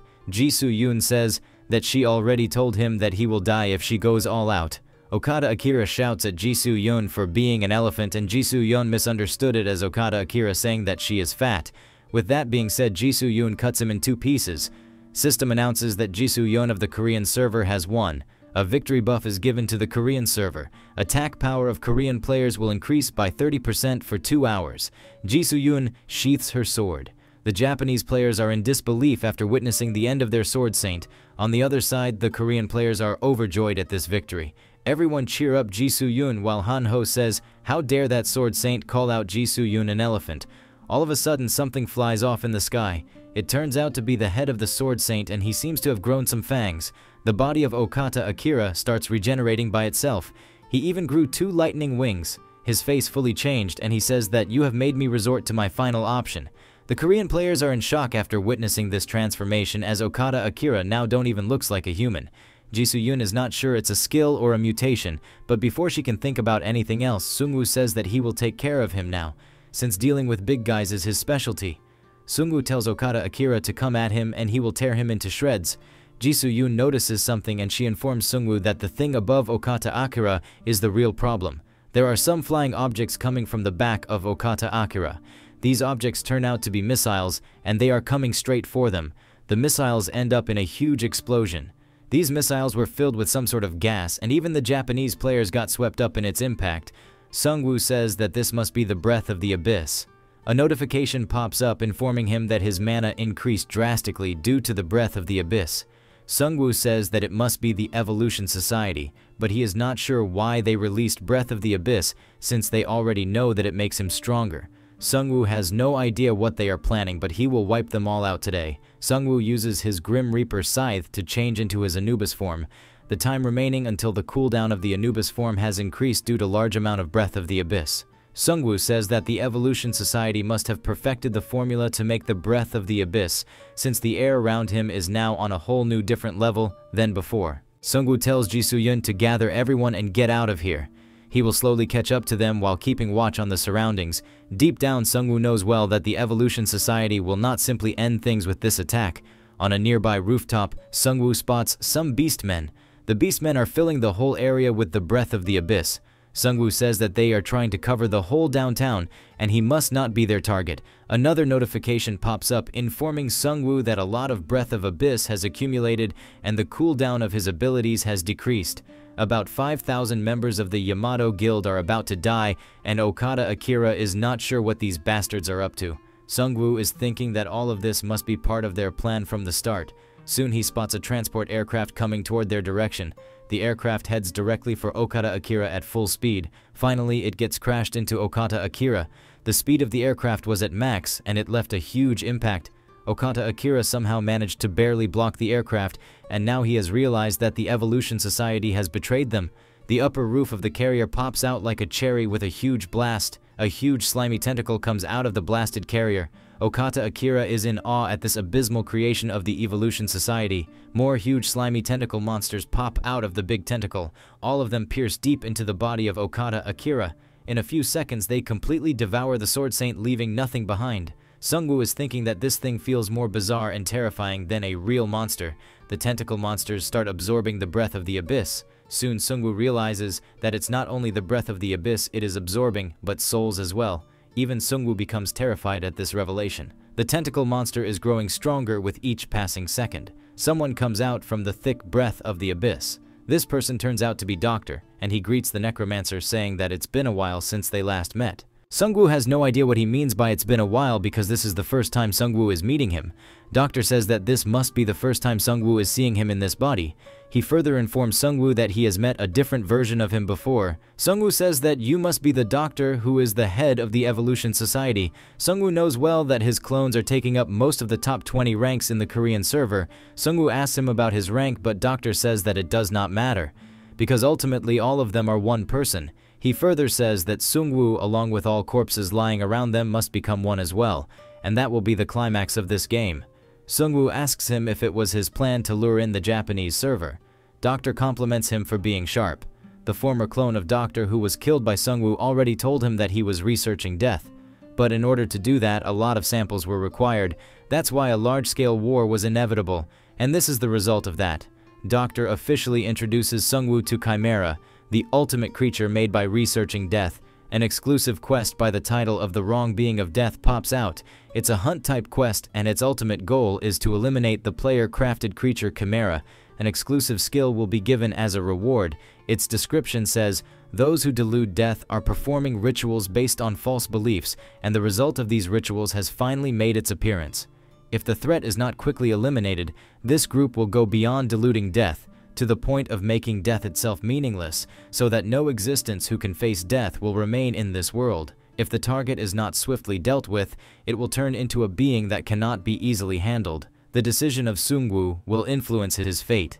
Seungwoo is not sure if he should be relieved, because according to the quest, this thing should be quite weak right now. The mouth of the Chimera starts bulging from the inside. The Chimera is getting stronger by absorbing souls, and the more time passes, the more stronger it will get. The Chimera will be quite disastrous for the humanity if it manages to defeat Seungwoo here. Doctor says that he will make a cool future with the help of this creature. Doctor is thinking that he has thoroughly investigated the power of the Necromancer. He will kill the Necromancer for sure by absorbing him. Seungwoo tells him to not be mistaken as he puts on a crown. This mythic rank item is called Shadow King's Crown.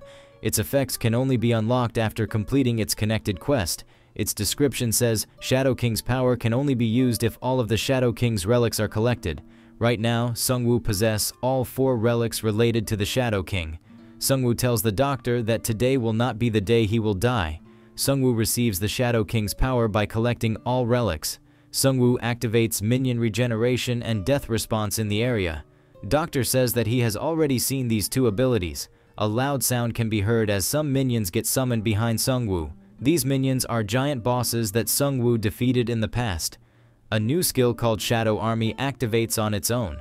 As the heir of the Shadow King, Seungwoo has learned a new skill called Shadow King's Power. Shadow soldiers start emerging from the shadow of the minions. It's a special rank active skill. It requires the Shadow King's relics to be equipped. It decreases the cooldown of all skills related to the Shadow King by 50%. Seungwoo can now materialize all minions under his control as Shadow Soldiers. This effect lasts for 1 hour. The Shadow Soldiers have 50% attack power and 150% defense power of the main body, and they won't be destroyed until the main body is destroyed. The cooldown of this skill is 12 hours. Seungwoo tells the doctor that now he will show him the climax of his story. Doctor is a little bit taken aback by this. Doctor says that he was mistaken as he thought that he was the only one who made some upgrades. But no matter what, Seungwoo is an amazing person. Seungwoo says that he won't beat around the bush. He says that he don't know how long it's taken for them to make something like this, but he will get rid of it in an instant. With that being said, Seungwoo orders his minions to attack. Doctor says that Seungwoo is being impatient as he makes a magic barrier. The elite minions start punching the barrier. The Chimera opens up his mouth to throw some projectiles. Death Knight and the lizard boss manage to dodge the projectiles. The boss monster keeps on spraying out projectiles. At the same time, the Shadow Soldiers have gotten closer, and they started working on dismembering the boss right away. 2 boss minions get hold of the wings of the Chimera. Reporter Han is super close to the fight scene. She was only here to catch some scenes of the war, but right now a battle with a giant monster is going on in full swing. There is no time to argue between friends or foe as rampaging of the Chimera has caused some rubble to fall on the players. Some claws pop out of the Chimera as they knock out the Shadow minions. Chimera is a creature that repeats evolution and recovery by eating souls, since there are many corpses for it to consume nearby, so Seungwoo will have to fight it for a long time. All of a sudden, a ton of souls burst out of the head of the Chimera. It turns out all this time Seungwoo was collecting souls as well. Seungwoo activates Demonic Bombardment to harness souls into his weapon. He then uses Demonic Bombardment to make a huge hole into the Chimera. But the Chimera is still alive after getting hit by Demonic Bombardment, and it's recovering at a faster pace. Seungwoo is thinking that the Chimera ate a lot of souls. That's why it must be full of energy, and he needs a bigger attack. Seungwoo uses all souls in his possession to activate Twilight Raid. Chimera gets completely wrapped in bandages, and Seungwoo quickly gets on top of it. The Chimera won't stop healing since there is a huge supply of souls around them. Seungwoo orders Alpha Male Wyvern as he asks the Chimera if it can handle his next move. Alpha Wyvern gets a hold of the wrapped Chimera. Some bandages get torn down as tentacles come out of the body of Chimera. The Chimera starts wrapping the Alpha Male Wyvern with tentacles, but Seungwoo has already got a backup plan. The Wyverns keep on lifting the Chimera as high as possible so it can't reach any souls. After reaching a considerable height, the wyverns stop for a second. They drop the chimera as it gives out a loud shriek. The tentacles of the chimera try to grab onto something as fast as they can, but they cannot get a hold of anything. The chimera drops to the ground as its whole body pops out like a watermelon from the impact. The chimera dies, and Sungwoo receives 1 million gold coins for hunting down experiment number 455. He earned the title, Experiment Disposal Manager, which increased all of his stats by 1. Sungwoo says that 1 million gold for such a hard task is too low, and there is one more thing he needs to take care of. Sungwoo has successfully completed the exclusive quest, The Wrong Being of Death. He is now given an exclusive skill as a reward. This new skill is called Nominate Death Wizard. It's a basic rank skill and it consumes 50 mana. When raising the minions, magical talent is given to them and it turns them into magical minions, and a max of 5 minions can be made into mages. The minions are capable of using multiple magic spells and curses. On improving the rank of the skill, the minions can use even more powerful magic. A minion mage can become a priest of death on satisfying specific conditions. A minion mage can then evolve into a lich on satisfying specific conditions. Sungwoo is thankful to this skill since now he has gotten some proper mages in his arsenal. Sungwoo says that maybe the doctor ran away after seeing that he cannot win. But before he can say anything else, someone throws the doctor toward him. It turns out to be Ji Soo-yun, and she informs Sungwoo that the doctor was keeping a helicopter ready nearby. She caught him right when he was about to take off. Doctor tells Sungwoo that there is no use in killing him, and Sungwoo asks him if he is saying this because he is a clone. Sungwoo says that not killing you because of that reason is even more ridiculous. With that being said, Sungwoo finishes him off, and he gets 13,000 gold coins for destroying the clone number 1. Ji Soo-yun informs Sungwoo that Doctor number 1 disappeared from the 7th rank in Korea. Sungwoo is thinking that there are a lot of clones, and at this rate they will keep coming at him, so maybe he should catch a beastman from the Evolution Society to gather clues in order to track down these clones. Sungwoo tells Ji Soo-yun that first of all they need to put an end to this war.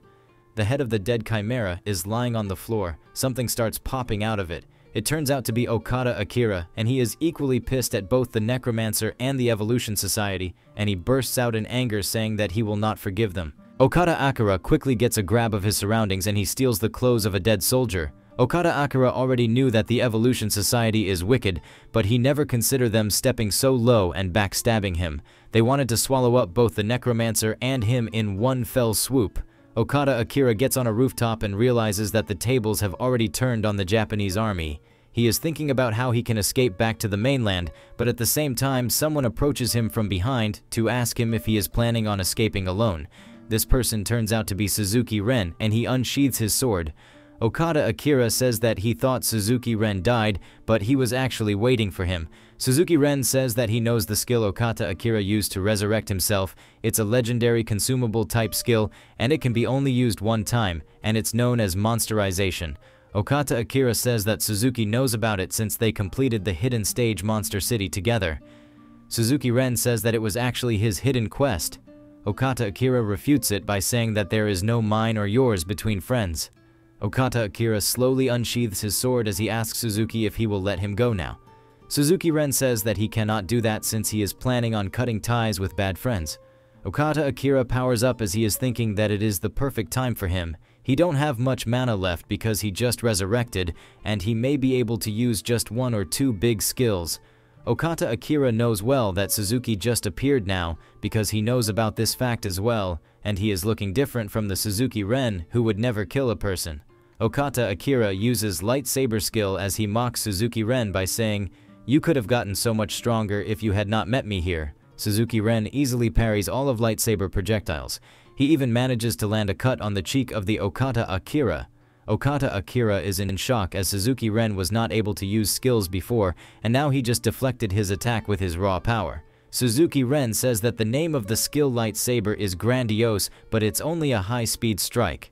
Okada Akira keeps on striking Suzuki Ren with lightsaber, but Suzuki Ren easily nullifies all of his attacks. Suzuki Ren first thought that his class Sword Saint was garbage because it provides higher stats increase than others in exchange for not being able to learn any skills, but in the end this class turned out to be best suited for him. As Okada Akira is getting pushed back, he is thinking that the 5-star Sword Saint class is good, but Suzuki should not be this much powerful right now because he had been stealing all rewards from his class up until now. Okada Akira uses fixed sword path, but Suzuki Ren easily dodges it as he knows everything about this skill.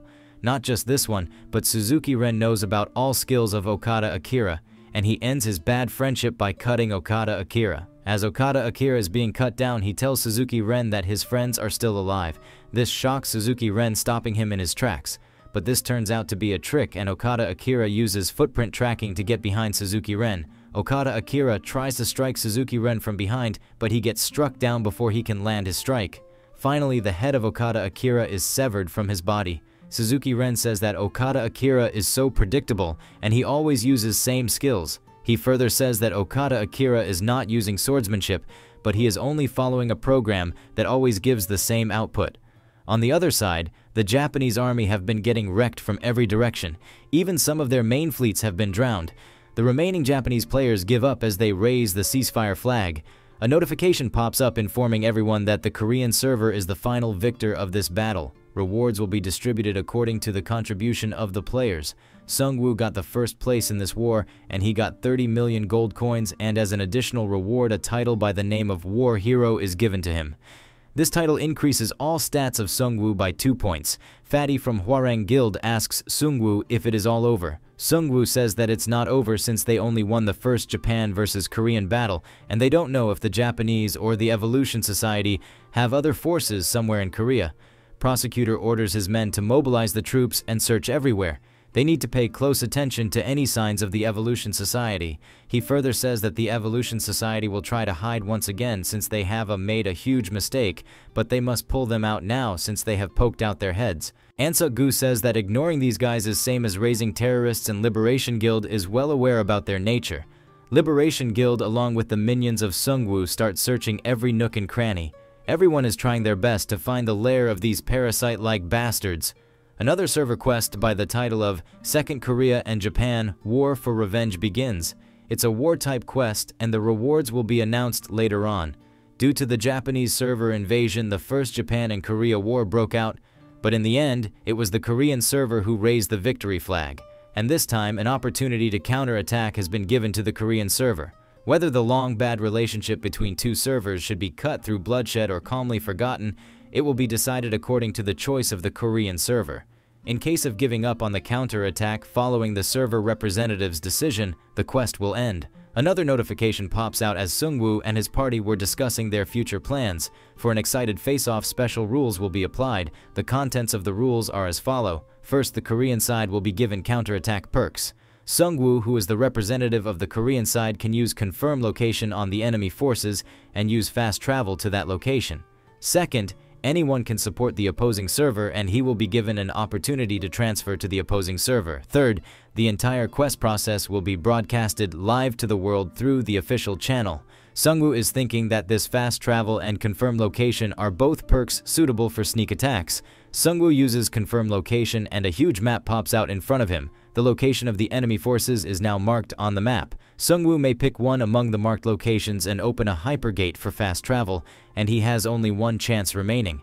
The map is showing that the Japanese troops are on Tsushima Island, and Sungwoo is thinking that maybe this is the place where Yamato Guild forces are located. The fact that Sungwoo can move directly into enemy forces' main base is not bad, and this is the optimal time to attack them since their main expeditionary force got destroyed and their main base must be defenseless. But there is another problem. It turns out that there are some enemy forces marked in a city called Daejeon in Korea. He is thinking that maybe this is the place where the Evolution Society is. They did a good job hiding all this time, but their main base got exposed through this quest. Hanho asks Sungwoo about what they should do now, and if they are going to invade the headquarters of the Yamato Guild. Sungwoo refutes it by saying that the Yamato Guild's forces are in tatters, and it will take a long time for them to recover from this blowback. But the Evolution Society is on a different level. Those bastards are like cockroaches. If they don't end them now, they will never know where they will lay their eggs again and multiply. Sungwoo and his guild members start preparing to return to their base. Prosecutor asks Sungwoo if he is returning to Suwon town, and Sungwoo replies with a yes. Prosecutor is pissed at the Evolution Society, and he says that he will put all of his effort into finding the Evolution Society. Sungwoo already found out their location, but he cannot reveal it to anyone since it will ruin their surprise attack. He can trust the prosecutor, but the main problem is that the Evolution Society has good informants, so they might hear about it. Catching them off guard using fast travel is the best way for now, but he needs to save it for the future. since he will be soon going to the Tsushima Island using it for the Second Japan and Korea War. Sergeant Kim tells everyone to get back to the helicopter so they can return back to their homes. Sungwoo informs Ji Soo-yeon that they will quietly separate from them on their way back to Suwon. From there on, they will infiltrate the headquarters of the Evolution Society. Ji Soo-yeon says that she hopes that this time they will not face any obstacles like before. Before they can board the helicopter, someone calls Sungwoo from behind. This person turns out to be Sword Saint Suzuki Ren, and he thanks Sungwoo for everything. Hanho asks him if he is thanking them for knocking him out and dragging him everywhere. And Suzuki Ren says that he is thankful to them for just letting him live. They even lent him a wyvern so he can return to the Japanese mainland. Sungwoo tells Suzuki Ren that there are low chances, but he should look for his comrades after he returns to Japan, since he is not sure about the scene he saw, if it was before coming to Korea or after it. Suzuki Ren thanks Sungwoo from the bottom of his heart. Sungwoo is thinking that they need hope in these dire times, and if his comrades are alive, then they can keep the Yamato Guild in check. The helicopter flies off as Sungwoo is thinking that the only thing left for them to clean up is the Evolution Society. On their way back to the Suwon town, Sungwoo and his party quietly departed from the main group. They are moving silently through jungles so no one can notice them. After some time, they come very close to their destination. They are almost at the base of the Evolution Society, but the roads in this part are barely visible due to no maintenance, which explains why they have not been exposed yet. According to the map, the main base should be right here, but Sungwoo can't see anything. All of a sudden, Ji Soo-yeon quickly pulls Sungwoo down. Sungwoo asks Ji Soo-yeon if she saw something, and Ji Soo-yeon replies by saying that she did not saw anything, but there is definitely something in front of them. Ji Soo-yeon pushes her hand forward, and all of a sudden she touches a hidden barrier which reveals a base behind it. A notification pops up telling them that they have stepped into the curtain of illusion. The reality that was not visible from the outside is now revealed. Ji Soo-yeon says that there was some sort of cloaking device around this base. Beastmen and players are mixed in this base, and it seems like this used to be a military base. Maybe there was an internal fight between the Evolution Society, since all Beastmen have leashes around their necks. They also witness an experimental subject they previously saw at Pyeongtaek. Sungwoo is wondering about how many lives they must have sacrificed in order to make that thing. There are some huge capsules in the base with a lot of human players in them. Ji Soo-yeon says that these crazy Evolution Society bastards have crossed every single line. Sungwoo starts moving toward the deepest spot of the base as he intends to end it on one blow, and he is thinking that he must cause irreparable damage within the 1 hour in which he can hold the most amount of power. Ji Soo-yeon looks around to find their main facility. In a few seconds, she notices a building with a lot of snipers, and she thinks that it must be the main building.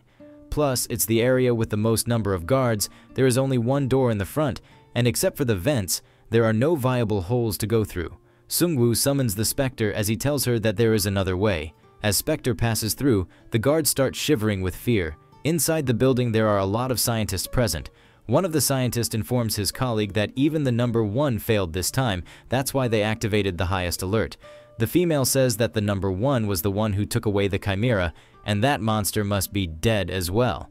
The male scientist says that all Special Forces members that they deployed on this mission went missing as well. The female player becomes agitated while thinking about it, since so many were killed and used to make that Chimera, and now that it's dead, they are now on bad terms with the Beastmen leader. The male scientist says that Beastman went against Dr. Yu orders, and he was thrown in a prison cell. They think that maybe Dr. Yu is about to get rid of those smelly Beastmen. Spectre goes inside the mortuary to find it filled to the brim with corpses.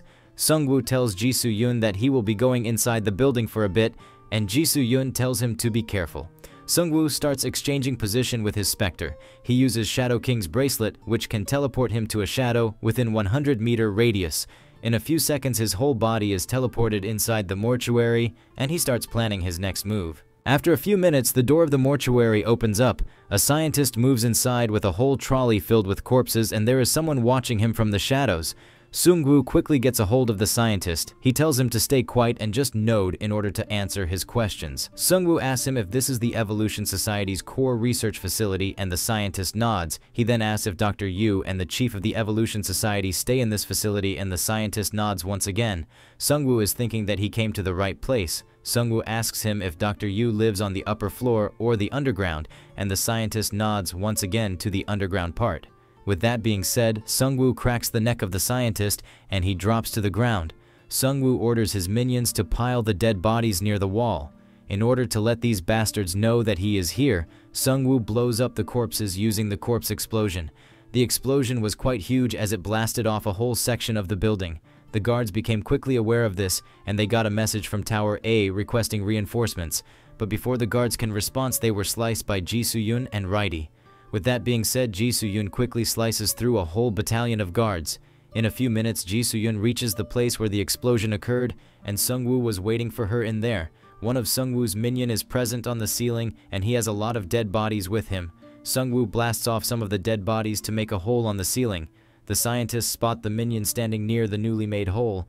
The minion starts throwing the dead bodies outside of the building, and Sungwoo uses corpse explosion on these dead bodies to explode them near enemies. Sungwoo has more minions present throughout the building with a lot of dead bodies, and he will keep exploding them until he finds the leaders of the Evolution Society. After some time, Sungwoo, along with Raidi and Ji Soo-yun, jump into an underground hidden floor they just discovered. Upon reaching the bottom of that floor, they get a system message informing them that the field boss monster Durahan has appeared. Ji Soo-yun tells Sungwoo to look somewhere.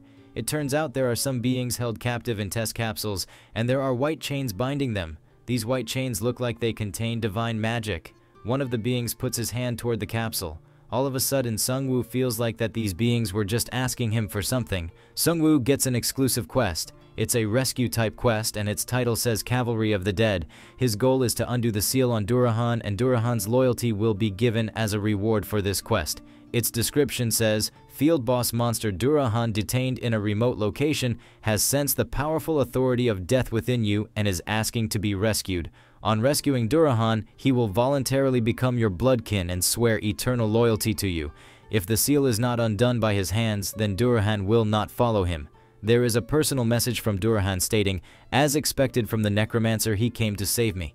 Sungwoo tries to approach the capsule, but he cannot do anything. He gets a notification stating divine power rejects your approach. In case of direct contact with the substance, he will take damage. Ji Soo-yun uses her sword/skills on the chains in order to break them, but it didn't even leave a single scratch on the chains. And Sungwoo is thinking that he needs a different method in order to break Durahan free from these chains.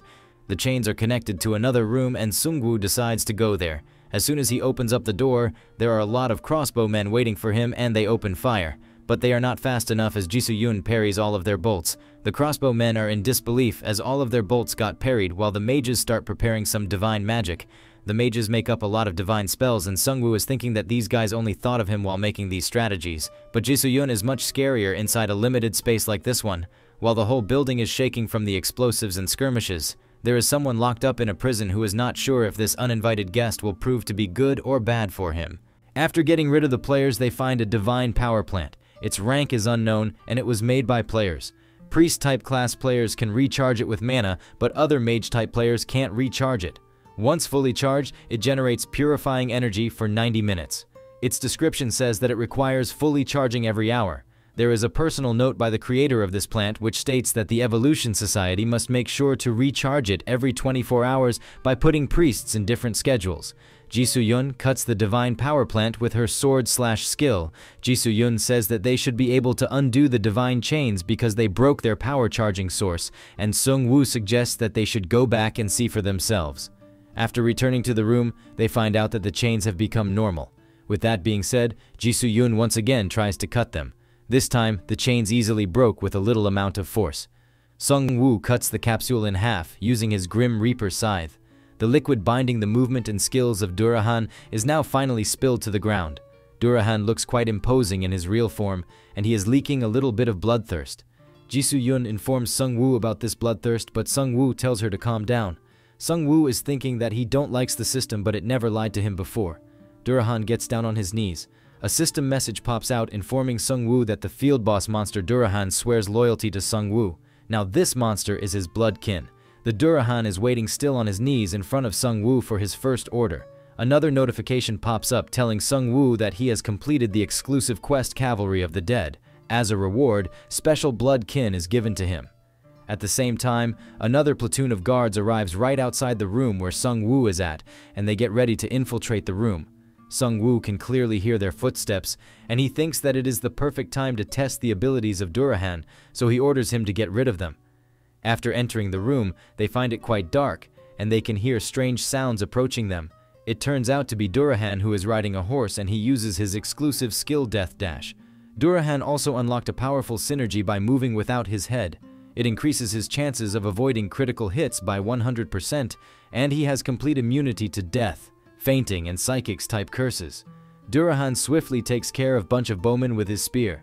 He then beheads some players using a single strike. After that, he stomps the heads of the last few remaining players.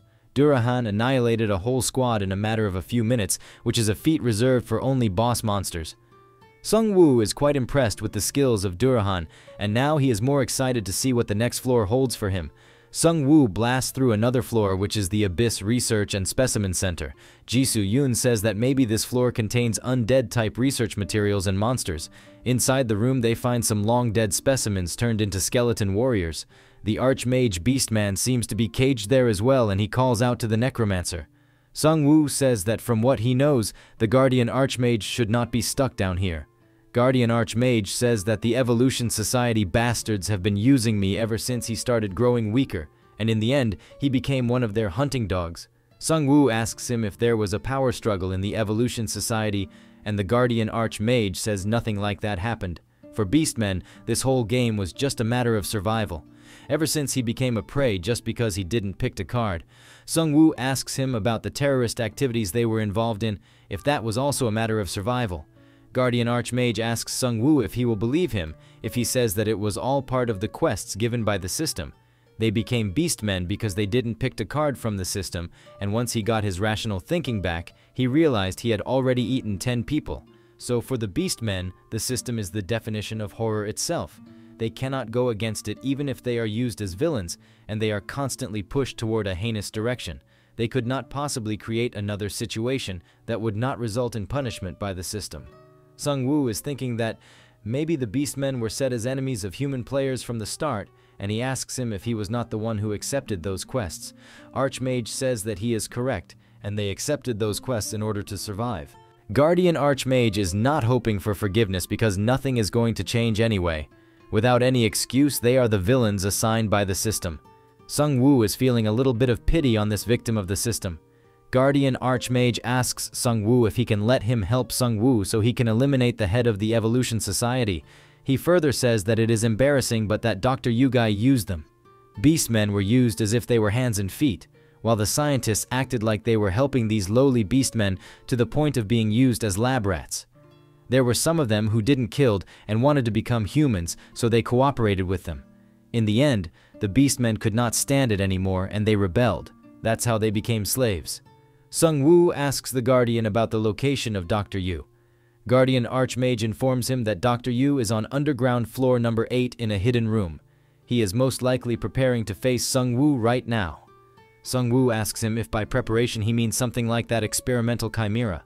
XP Archmage informs Sung Woo that Dr. Yu serves something else than those two absolute tribes. He will probably try to borrow the power of that strange halo. Archmage recommends Sung Woo to get down there quickly before Dr. Yu can do that. But it will be difficult to break through from floor 6 to 8 since it's a restricted area. Sung Woo asks him if he has a way to get down there easily, and Archmage replies with a yes. But he will tell him on a condition that after killing Dr. Yu, he will not harm the were-beasts who have become slaves. Because these beastmen were the ones who were skeptical about killing players in the first place. Sung Woo makes a counter-offer to the Archmage. He asks the Archmage to promise that he will live quietly from now on without indulging in system requests. Archmage makes a promise, and he is sure that they will die by the hands of Necromancer if they ever do something like that. After coming to an agreement, Archmage informs Sung Woo about a wall, and if Sung Woo breaks it, he can find a secret elevator passage. That's the only direct way that leads directly to 8th underground floor. Sung Woo starts to leave, but Archmage informs him that nobody knows which being Dr. Yu serves. But it is an evil being with tremendous power, and Sung Woo must be careful. Sung Woo tells him that whatever that is, it does not matter. He is thinking that he is going to go for the absolute tribes and the creator in the future, so this being matters little to him. Sung Woo breaks the wall to find an elevator passage. He then goes down the shaft with Jisoo Yoon and Raidi. There is only one route in front of them, and the air around them is quite hot. All of a sudden, Jisoo Yoon realizes that it is becoming hotter, really quick, as if something is coming their way. A large quantity of flame burst is coming their way. Sung-woo quickly summons Alpha Male Wyvern to block the flames. Sung-woo orders Ji-soo-yoon to quickly go outside as he is already immune to the flames. If he combines his Dragon Hunter title, Shadow King's robe, and the Drake leather, he can get a total fire immunity of 70%. A warning notification appears informing Sung-woo that underground rage is rushing in. Sung-woo is thinking that he won't be able to withstand this heat for a long time since it is worse than the hellfire he experienced before. Sung-woo quickly pulls out Hellfire armor from his inventory. It is a special type bound armor. It increases defense power by 50% and fire immunity by 100%, and flame damage increases by 20%. Its size gets automatically adjusted once equipped, and it gets bound to the user without the possibility of unequipping. System asks him once again if he wants to equip it since it will be bound forever to his body, and when in no use it will be stored on the glyph on his wrist. Sung-woo quickly equips it before he can get drowned in flames. On the other hand, Raiti and Ji-soo-yoon barely made it out of the range of fire. The whole corridor is brimming with the ultimate flames. A notification pops out informing Sung-woo that his flame immunity has exceeded a certain limit of 150%, and Salamander Aura is given to him. All of his direct attacks will have an added burn effect. When he is hit by a flame attack, his health will recover by 1%. Sung-woo asks someone if this was a trap, and if this is the only thing he prepared, then it's over for them. After some time the fire dies down, so Sung-woo starts moving forward, but the heat in this pathway is still strong. Once the heat dissipates, Ji-soo-yoon will be able to follow them. At the same time, Death Knight informs Sung-woo that he can see the end over there. There is a fire spiting abomination on their way, and Sung-woo says that it must be the reason for those hellfires back then. This is the only way forward, so they need to get rid of it. Sung-woo has seen enough, so he orders Death Knight to break it. A notification pops up telling them that they have eliminated an unknown being and brought the anger of an unknown being within it. Instead of earning gold, he brought some anger upon himself, and on top of that, this unknown being is not one of the angel or demon factions. Maybe this unknown being is the one that Dr. Yu serves. At the same time, Death Knight informs Sung-woo about a door ahead of them. Upon reaching it, the door starts opening by itself. A little kid comes out to greet them, and he welcomes them to the special organization under the Korean Ministry of Public Administration and Security called Strange Phenomenon Response Center. Sung-woo asks him about what he is, and the kid says that he is the guide. Sung-woo says that you must be trying to plot something strange by being manipulative, and it's really obvious. At the same time, Death Knight brings out a lollipop to give to the kid. The kid says that it's not manipulation, but a conversation. They are trying to convince Sung-woo once more by sending out a kid like him because he is too strong, and Sung-woo is thinking that this guy is not a kid. Sung-woo thinks he is one of the clones of Dr. Yu, and at the same time the kid tells them to follow him. Sung-woo asks him about the governing body of Korea he talked about. Kid tells them that they were a part of the government, Strange Phenomenon Response Center. The government already predicted this would happen, like some unknown power getting involved with Earth and trying to take control. Sung-woo becomes pissed after knowing that the government already knew about some warning signs, but they kept it to themselves. Sung-woo says even if they already knew about it, they didn't even help because most people couldn't even get through the first half of the game. Kid says that their researchers in practice believed this and warned them, but higher ministry didn't believe them. The ones with money and power hated change more than he thought, although he never thought they would put their lives on the line for the sake of not acknowledging it. Ultimately, on the day everything started, the center director Dr. Yu Hee-seung and the research team stepped forward to take action.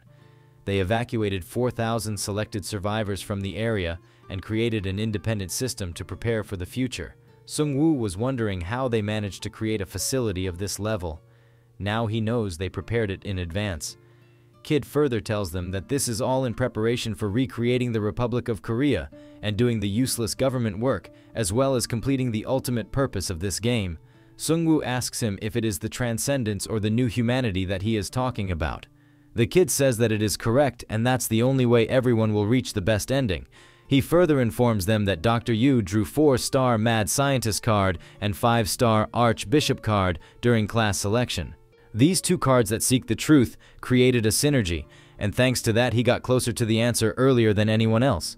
Sung-woo asks him about this answer, and the kid says that Dr. Yu sees this game as a test of sorts, done to judge the humankind's value. The way to pass this test is through escaping from mere humanity and going forward to become greater beings, and that's why he is researching death, which is the biggest challenge to human beings. The kid says that if they have a slightly deeper conversation, Sungwoo will be able to understand it, but Sungwoo says that he is wrong, since the creator is not watching them, so he tells him that what the transcendental being is doing while looking down on them is not a test. It's a game that they want to watch and enjoy, and you guys are idiotic and fanatical villains with nonsensical thoughts about their entertainment. The kid says that the necromancer is just harshly saying that he will not join their cause. Sungwoo replies by saying that the things are going to get harsher going forward. The door opens up and the kid tells Sungwoo to go ahead to hell as there are some mana summoning circles behind the door. Kid bows down as 3 holy spears containing divine power are shot towards Sungwoo. Sungwoo says that he already knew it, so he sends Righty forward. Righty uses his Mountain Goblin Shield to block all 3 divine spears. Mountain Goblin Shield is a heroic rank shield. It forms a shield that nullifies magic attack 3 times and it has a cooldown of 1 hour. In the meantime, the kid ran inside so Death Knight and Righty chase after him. There are a lot of divine magic circles on the ceiling. Priest-type unknown beings get summoned from some circles. The entrance behind him gets blocked by some divine chains. Death Knight says that the unknown beings that just got summoned don't seem to be moving on their own free will, and Sungwoo orders his minions to defeat them first. But as these beings get killed, Sungwoo gets a notification that they were players and he gets a lot of gold for killing them. Looking at the system messages, Sungwoo now knows that these are just some ordinary players, but they are being controlled by something. A person sitting at the table says that he tried evolving the players quite a bit, and he asks Sungwoo about his opinion. Their age-old dream was to turn the necromancer into one of them as well. One of the Dr. Yu clones says that they just gave up on convincing him as his stubbornness is no joke, and the kid clone says that Sungwoo would not buy it no matter what he said. Sungwoo says that it's quite a sight since Dr. Yu has clones by age groups. Since he has more clones, why don't he call down everyone? Dr. Yu says that there are more in here. 2 more clones come out, and the one controlling the wheelchair says that he is glad he could live up to his expectations. The old clone with his trembling hands says that Sungwoo is the specimen he wanted for so long and now he has come by his own will. Sungwoo is sure that this old man is the real Dr. Yu Seong. Dr. Yu says that Sungwoo is the only being that will complete his research. Sungwoo says that he is here to finish him for good, but Dr. Yu says that he will trim him well enough and keep him good as the friends above him. Sungwoo gets pissed as at least the younger clones are talking politely, but the original body is just ugly and stingy. Dr. Yu says that as you age, you are bound to get a personality. Some tentacles pop out of the body of the real body. The tentacles get attached to every single clone. Old man starts absorbing their power and he starts getting pumped up. Sungwoo says that he is seeing some good friendship between family members, and if this is the becoming one body that the little kid was talking about. Dr. Yu is evolving and he tells Sungwoo that this is evolution. The old man got quite beefed up after absorbing his clones.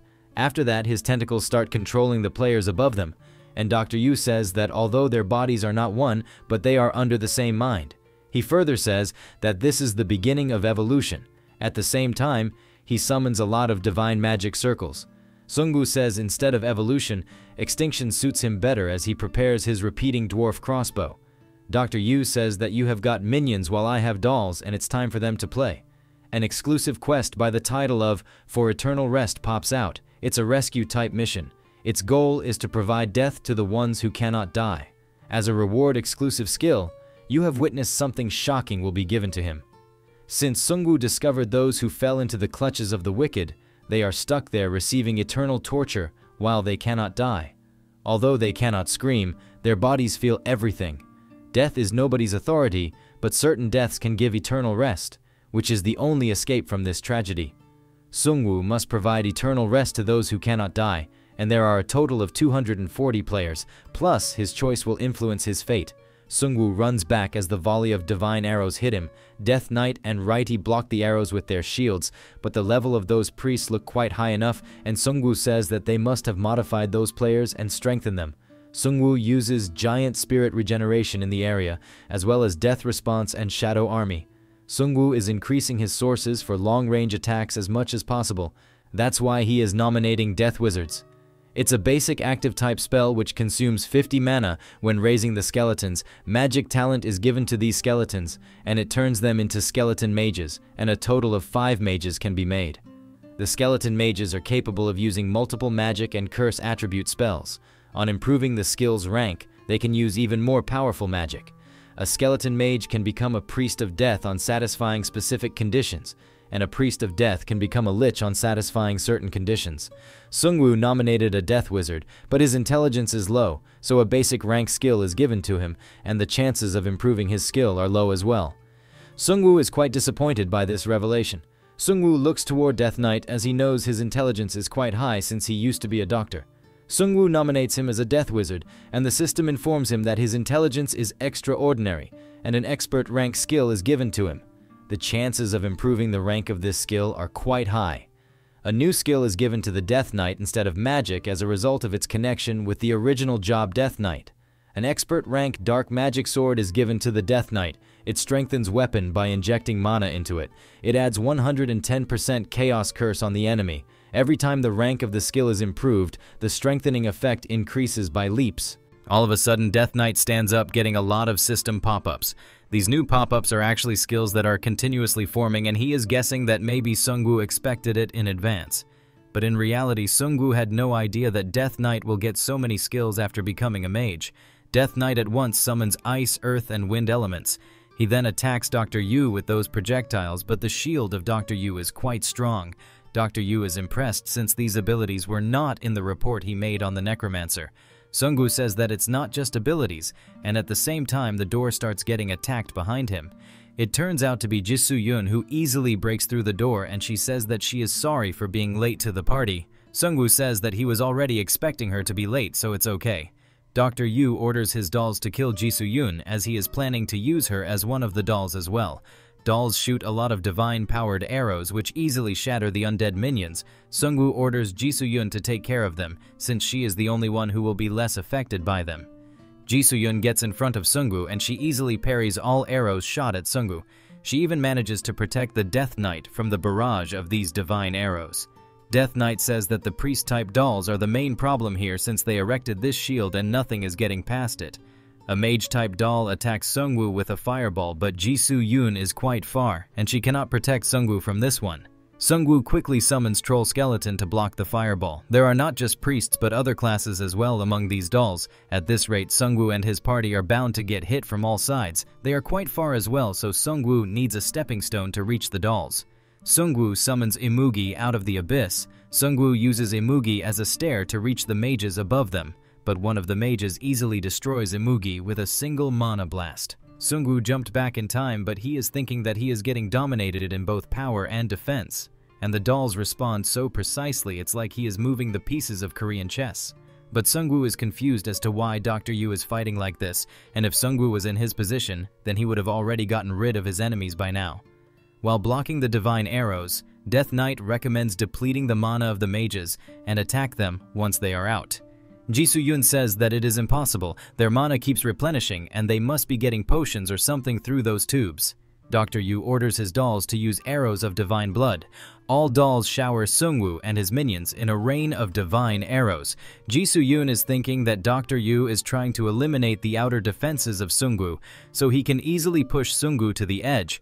Head-on attacks are not working on Dr. Yu since he controls a lot of dolls by himself, and Sungwoo has no idea how many more dolls he has hidden away. But the dolls were already moving and they had those tentacles before Dr. Yu transformed, and maybe he is not just controlling them through his tentacles only. Maybe he is doing it through a mechanical device, which means there must be an engine which moves this whole thing. Sungwoo orders his specters to find it. Dr. Yu says that it is not as hard as he thought it would be, analyzing the enemy's actions with superior intelligence and responding in a most optimal way is a perfect strategy. He further says that he should have stepped forward instead of sending a clone right from the start. At the same time, Sungwoo found the engines through his specters. There are a total of 6 engine rooms around them, but the walls of these rooms are too thick and only openings are small exhaust ports. Both Righty and Sungwoo starts thinking about something that can fit through those small air vents. After some time, Sungwoo summons Durahan. Durahan keeps running away in a single direction. Dr. Yu is thinking that Sungwoo must have thought of something else since he just summoned Durahan. He thinks that maybe Durahan is just a distraction, and the reason why he drew a summon so he could just run through the outer side must be different. At the same time, he notices that there is a head in place of Durahan's empty neck. Durahan cuts opens the vents using his sword. Now Dr. Yu knows what they are aiming for, and at the same time Durahan throws a dead body inside the engine room. Sungwoo uses corpse explosion and the engine gets destroyed along with the corpse. Dr. Yu starts to become paranoid as some of his dolls just stopped moving due to no energy. But he still has emergency power and he just needs to hold his ground for 1 minute until the power returns. A notification pops up telling Dr. Yu that the switching of emergency power supply is at 34%. The minions start making a huge tower, and Sungwoo says that once the priests are gone, his options will be limitless. Death Knight uses Ice Road on the minions to freeze them, and he makes a smooth path upwards. Sungwoo orders Durahan to take down Dr. Yu, but Dr. Yu has still a lot of dolls left and he orders them to take down Durahan. Durahan uses his exclusive skill Death Dash. He manages to pierce through the chest of Dr. Yu with his mana spear. After getting pierced, Dr. Yu falls to the ground. As he falls, Sungwoo is thinking that the biggest weakness of the one-man army is that you can instantly fall once the enemy finds an opening. All dolls start going offline as Sungwoo is thinking that if he was in his place, he would have used overwhelming power to crush the enemy at the start. The battlefield is something Dr. Yu can't have experienced, since he was growing stronger in a safe place while using clones. With that being said, Sungwoo starts burning the dolls to complete his exclusive quest. He orders his minions to completely destroy this hideous facility. Dr. Yu says that everything he worked for is ending in vain like this. Sungwoo says that you were feeding off of free experience points while staying hidden. It would have been harder to battle against the clones since they had some actual battle experience. Sungwoo further says that this marks your end, you piece of trash. Dr. Yu becomes angry after being called a piece of trash. Dr. Yu angrily says that you have not even lived half my age, so how would you know how long he has been preparing for this? When the likes of Sungwoo didn't knew anything, he prophesied this hellish situation. But his shouting comes to a stop as he suffers from extreme blood loss. Sungwoo says that you were just fooling the survivors by acting as government, and you attracted the beastmen pretending if you were helping them, and ultimately, you used all of them as your experimental subjects, and if this is all he could do despite having foreseen everything. Sungwoo starts beating him as he says that you should have acted more responsibly in order to save a lot more lives. Dr. Yu says that responsibility is needed for those things you are capable of. Why would he have taken responsibility for this damned world that does not even understand no matter how much he warned them?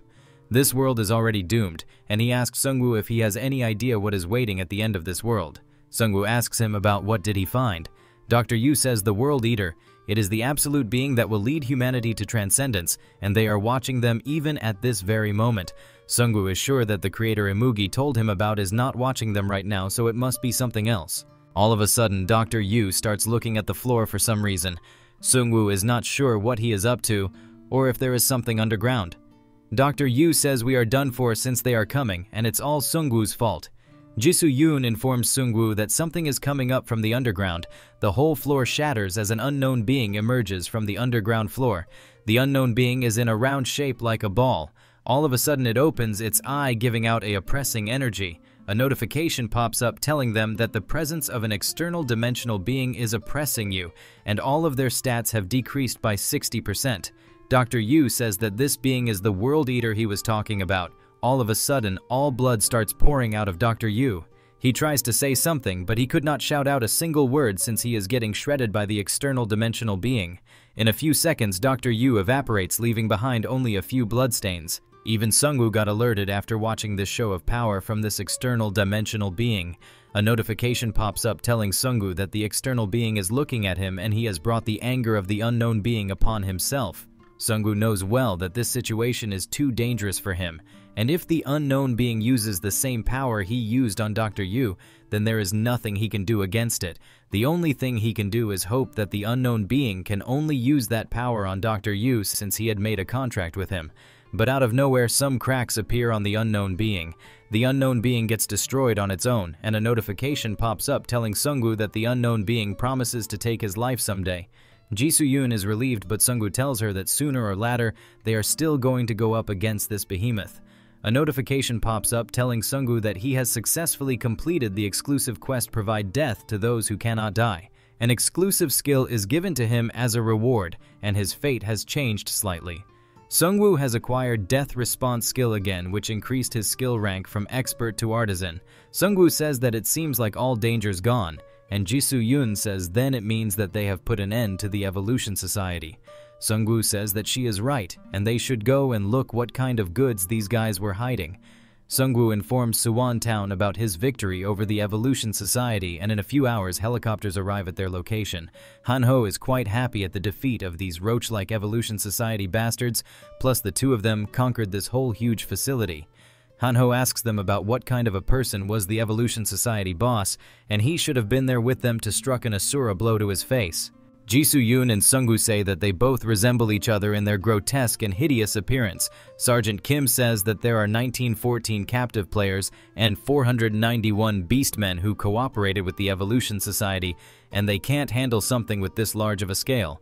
Sungwoo tells them to contact the Liberation Guild since they are holding a grudge against the Evolution Society for the Yeongdeungpo Station terror attack. Sungwoo further says that managing captives can be hard, but they probably won't reject them since they were the best organization in the Korean server that dealt with the production. As soon as things are settled here in Korea, they will head for the Tsushima Island. Sergeant Kim says that you must have missed the news, and Hanho informs Sungwoo that someone's been there before them. Sungwoo asks about this person. Near the Tsushima Island, some cargo and warships are getting wrecked left and right. The captain says that their cargo ship is sinking and they can't withstand it for any longer, so they should go out to the island and hide there. But the captain has a high sense skill, and he senses something dangerous coming for them. This dangerous thing turns out to be a huge bolt of lightning. The cargo ship gets struck with the lightning. The whole crew along with the cargo burns to a crisp with that single bolt. Hanho tells Sungwoo that it's their friend from back then. Sungwoo now knows that it is Han Kang-seok, but he is not sure why he came to the forefront right now. On the livestream, Han Kang-seok asks Sungwoo if he is watching this, and Zeon gives a he-fi to Sungwoo asking him if he remembers her. Han Kang-seok says that he has been hearing some news about Sungwoo, and it looks like Sungwoo is doing well, and he has been envious, since he has been wandering around in disgusting places, but Sungwoo is not sure which disgusting place is he talking about. If he thinks about the last opponent they fought together, judging by that, Han Kang-seok must be completing a quest related to the Door of Hell. Han Kang-seok further says that he will be soon contacting him for some reason, and he is sending this loot from the Tsushima Island to Sungwoo as a gift. He recently heard that Sungwoo has started a hobby of growing plants. He wants to see that plant someday with his own eyes. Sungwoo is sure that he must be referring to the world tree as a plant. Sungwoo can't seem to figure out his intentions. He is not someone he can stop worrying about even if they have formed an alliance. Even though he is constantly growing stronger, the first rank is still his. Power and information, he is superior in both. All of a sudden, a notification pops up telling him that World Tree has reached Maturity Stage 1. He is linked with the World Tree and his stats increased by a certain amount. His stamina has increased by 1. Another notification informs him that the mature power of the World Tree has a huge impact on the whole area. An opportunity to grant a special racial characteristic to the residents near the World Tree is given to him. Sungwoo is thinking that it is a good thing that the World Tree has reached mature stage, but he is not sure what the notification meant by racial characteristic since he thought characteristic of all players were human. Another notification pops up telling him that the World Tree owner can choose one among the following racial characteristics. According to the owner's disposition, each race's detailed features may change. The first race is Fairy. It specializes in sense, dexterity, wisdom. Second race is Tree Spirit. It specializes in vitality, regenerative ability, and sociability. Third race is Giants. They specialize in stamina, defense power, and resistance. Fourth race not found yet. Sungwoo is right now too far from the World Tree. He needs to proceed with the choice after entering the Sacred Tree's shadow. After factions, now they are getting races. Maybe they are going to escape from humanity once they gain these characteristics. This will definitely give them advantage over simply being humans. But if they were to lose their humanity over this, then Sungwoo is a bit reluctant to make that choice. The fourth option seems to be a problem, and he is sure there is some hidden element, but he is not sure what he is supposed to find in order to unlock the fourth race. Sungwoo has decided that he will first try to find the fourth race and then make his choice at a later time. At the same time, Sergeant Kim informs him that they got a message from Suwon Town. It turns out that the World Tree just grew explosively, and it also grew 3 more fruits. Sungwoo tells them to get the helicopter ready right away and they should head there immediately. After a few hours they arrive at the World Tree. At the same time they get a notification that the Korean server is the final winner in the Second Japan and Korea War. Rewards are distributed according to the contribution made by the Korean server. Since he got the second place, he got 45 million gold along with the War Hero title. His War Hero title has increased to level 2 and all of his stats increased by 3.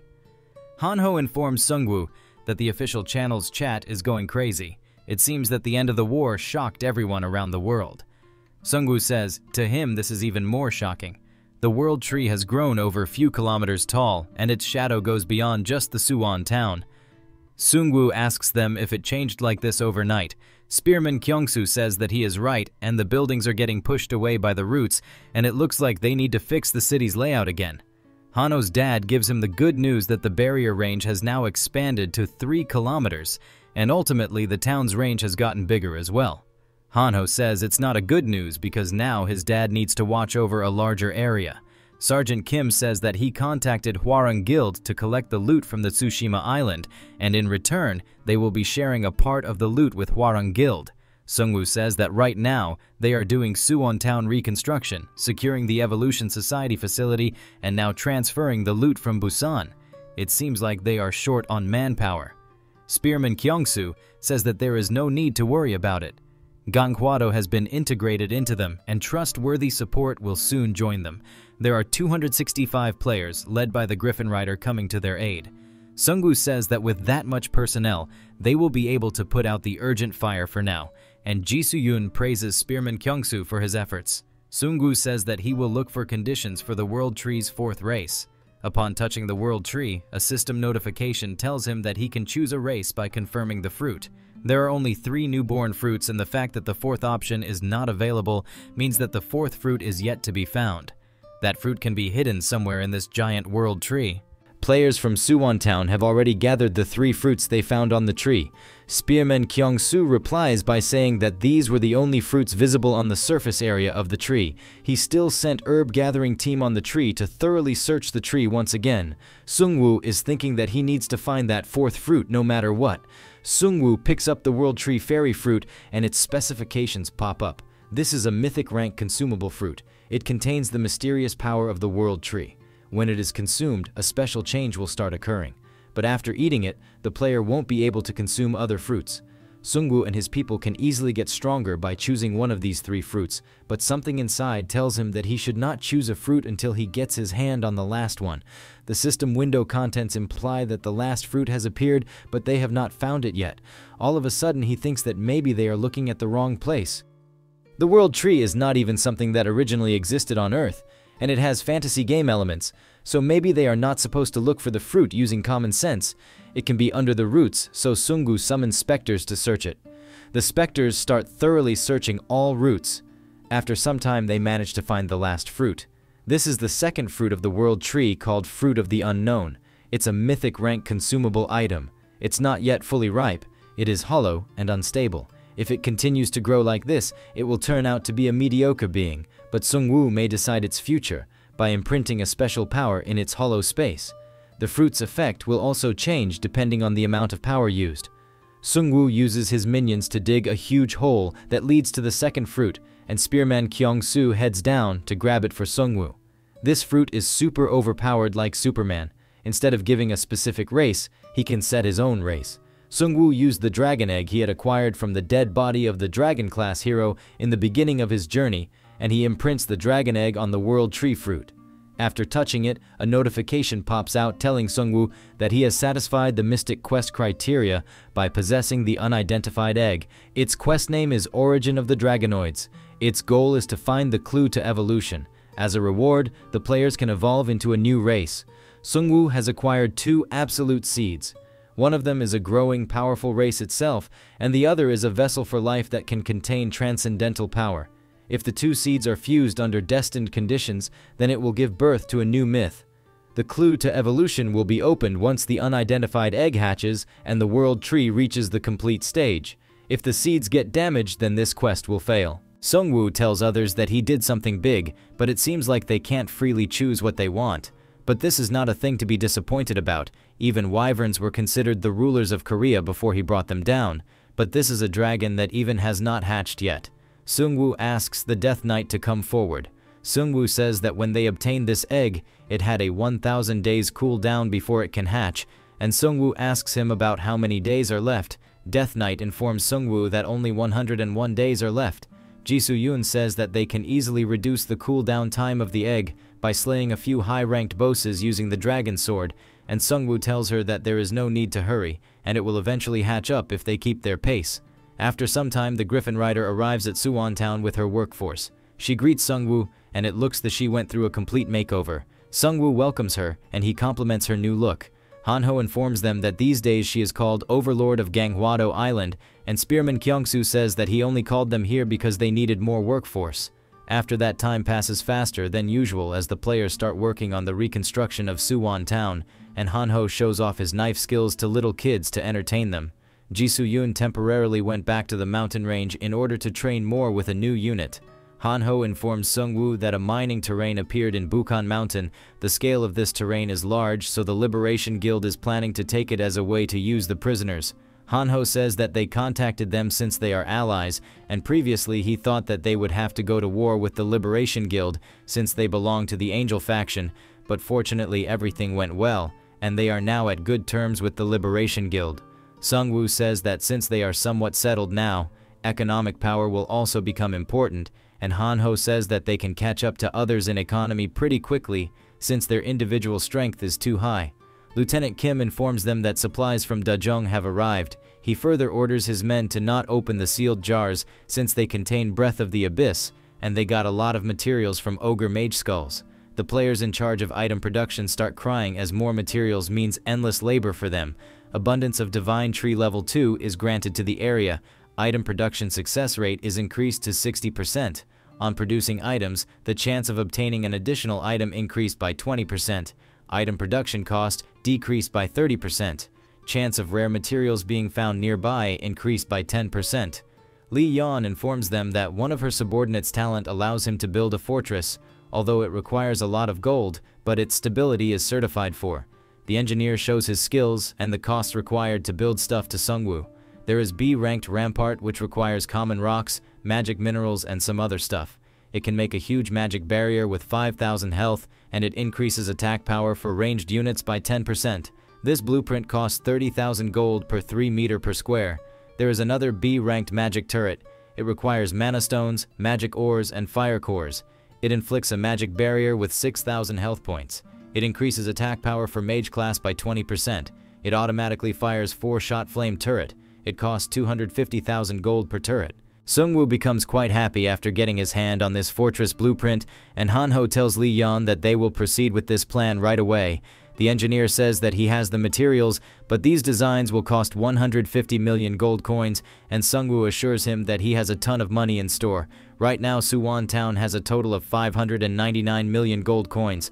All of a sudden, a helicopter is heading toward them, and they think that maybe someone is bringing in more materials. It turns out that Ji-soo-yoon was on the helicopter and she seems serious about something. She informs Sungwoo that the king of the Great Mountain Range has contacted her asking to see the necromancer. She asks him if he remembers the prophecy stone that he saw earlier. Sungwoo remembers it well as it showed a future where a lich was born in the Korean server and it covered the entire Korean server with an undead army. Sungwoo informs her that it won't happen since he already became a lich, and Ji-soo-yoon informs her that it already happened. She don't know what hidden element there was, but a lich was born in the North Korean server, and it seems like those things are rushing towards south. Sungwoo previously thought he stopped it, but it still happened in the North Korean server. If another lich exists, it's better to eliminate it right away, since that's not different from a competitor consuming the same resources as him. His awakening quest was to be the first one to claim the Grim Reaper scythe. Since he has Grim Reaper, so there must be another item which can awaken a lich. Sungwoo is deep in thought. At the same time, Ji-soo-yoon asks him if he will move right away. Sungwoo tells her that first they will start with the upgrades. They will start by opening the 5 legendary ranked chests that they got from the Amugi dungeon. These legendary ranked item chests are special ranked event items. On opening them, one type of legendary grade item is awarded at random. Hanho tells Ji-soo-yoon to not touch them since she is the unluckiest gambler to ever exist, but she still asks Sungwoo if she can open one.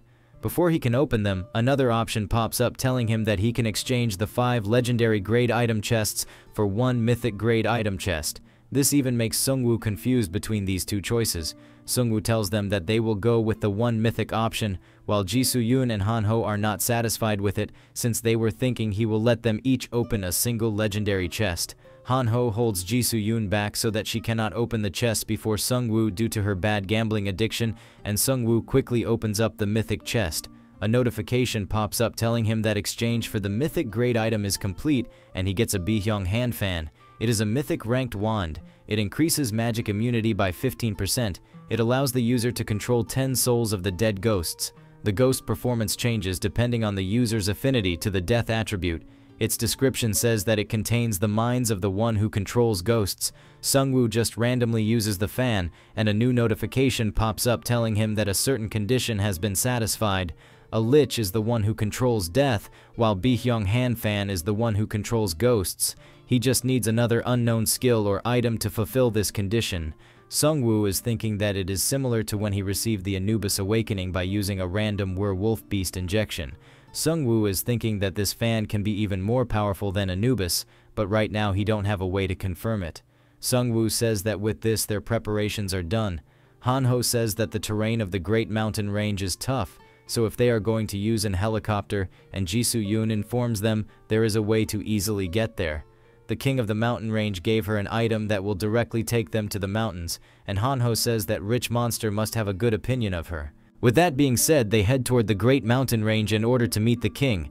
After using the stone, they directly arrive at the mountain range. Hanho says before the fall he came here on a trip, and this mountain was not that much cold, and Jisoo-yoon informs them that the environment changes if they go further in. Jisoo-yoon and Righty lead the way while they keep moving for a few hours. After some time, they arrive at a place which looks like as if a fairy is living there. Sungwoo is thinking that the atmosphere around them is odd, but all of these changes are caused by the system. He cannot let his guard down since it is an unnatural monster king's nest where different changes happen. After some time, Jisoo-yoon points towards some cheap-looking houses in the distance, stating that they have arrived at their destination. Both Hanho and Sungwoo are dissatisfied with this outcome since they were expecting a huge demon castle or something like that. After going further in, they see a monster and Hanho asks her if it is a tiger beast men. After spotting Jisoo-yoon, Tiger calls out his big brother telling him that Jisoo-yoon is here. His big brother seems to be working in the garden. He stops his work in the field after knowing that Jisoo-yoon has arrived. A notification pops up telling the human players that the field boss king of the Great Mountain Range has appeared. King becomes quite happy to see two new guests, and he says that he was planning a grand welcome for them.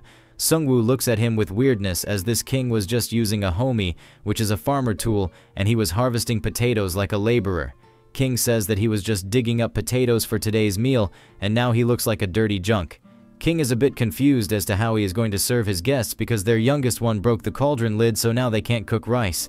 The youngest one seems to be this tiger, and he says that he lightly hit it and it broke. At the same time, King reminds him that it was a precious item that the owner under the mountain gave them, and he should have controlled his strength while handling such a precious item. The king orders the youngest one to escort the guests inside while he makes some preparations. The youngest one leads Sungwoo and his party inside a simple-looking cottage. The king presents boiled potatoes to Sungwoo and his party. King asks them, why are they not eating these delicious potatoes? Plus, this is a blessed crop he grew through magic. His assistants tell them to better eat it since they went through a lot of trouble in order to grow them, and it's a wonderful crop. There is a lot going on for Sungwoo to take in. He asks them if they are really monsters. King says that it seems like to you guys we would certainly appear as monsters. Sungwoo says that even if he rejects this claim, the system is telling him that the king is a field boss. King says that he is not saying that he is not a monster, but he just wants to refuse that title. Only now has his mind become fully clear. Since he was born as a monster, he made it this far only with some lousy free will as his background. Sungwoo is thinking that there is something really different about this guy, since he is refusing his title as a monster. King says that they are the Tiger Bravery kin. They were all different monsters at first, but they have come this far by undergoing evolution. After many fights, they occupied the Taebaek mountain range and stopped attacks from the Conflict Guild. The Conflict Guild members used to attack them for some quest, and it was totally understandable, because they are controlled by the system just like humans. Sungwoo asks him if he also sees the system window just like them. King informs them that they hear something that resembles the god's voice, and they continuously instill some sense of purpose in them. Mostly these voices tell them to search someplace, attack someone, or eat humans. King clears his cigar pipe for a minute. Then he becomes furious as he tells them that he wishes that everything would just turn off. And the aftermath of these system voices is slowly flooding their surroundings, and Sung-woo is here because those damn things in their northern neighborhood are popping out their heads. Sung-woo asks him about what is happening in the North Korean server, and King says that it has fallen. Unlike the players here, the North Korean players could not react properly. That's why the players are no longer the owners of that land. Not too long ago, the undead horde started coming over to this land. That's why he needs Sung-woo, who is a better expert in undead matters than anyone else he knows. Sung-woo asks if that lich is a player, and King says that it is just a being like him. Sung-woo asks him about why he is trying to stop him, and King asks him about what he means by why. Sung-woo says that if the lich is a being like him, then are you not supposed to be closer to it than the players?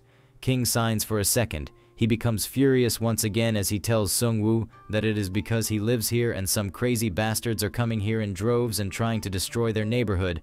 That is why he needs to destroy them. King further says that he understands his point of view. The one in front of him is a tribe he is supposed to be fighting against, so it would naturally be difficult for them to acknowledge us while sitting across from each other and discussing the future.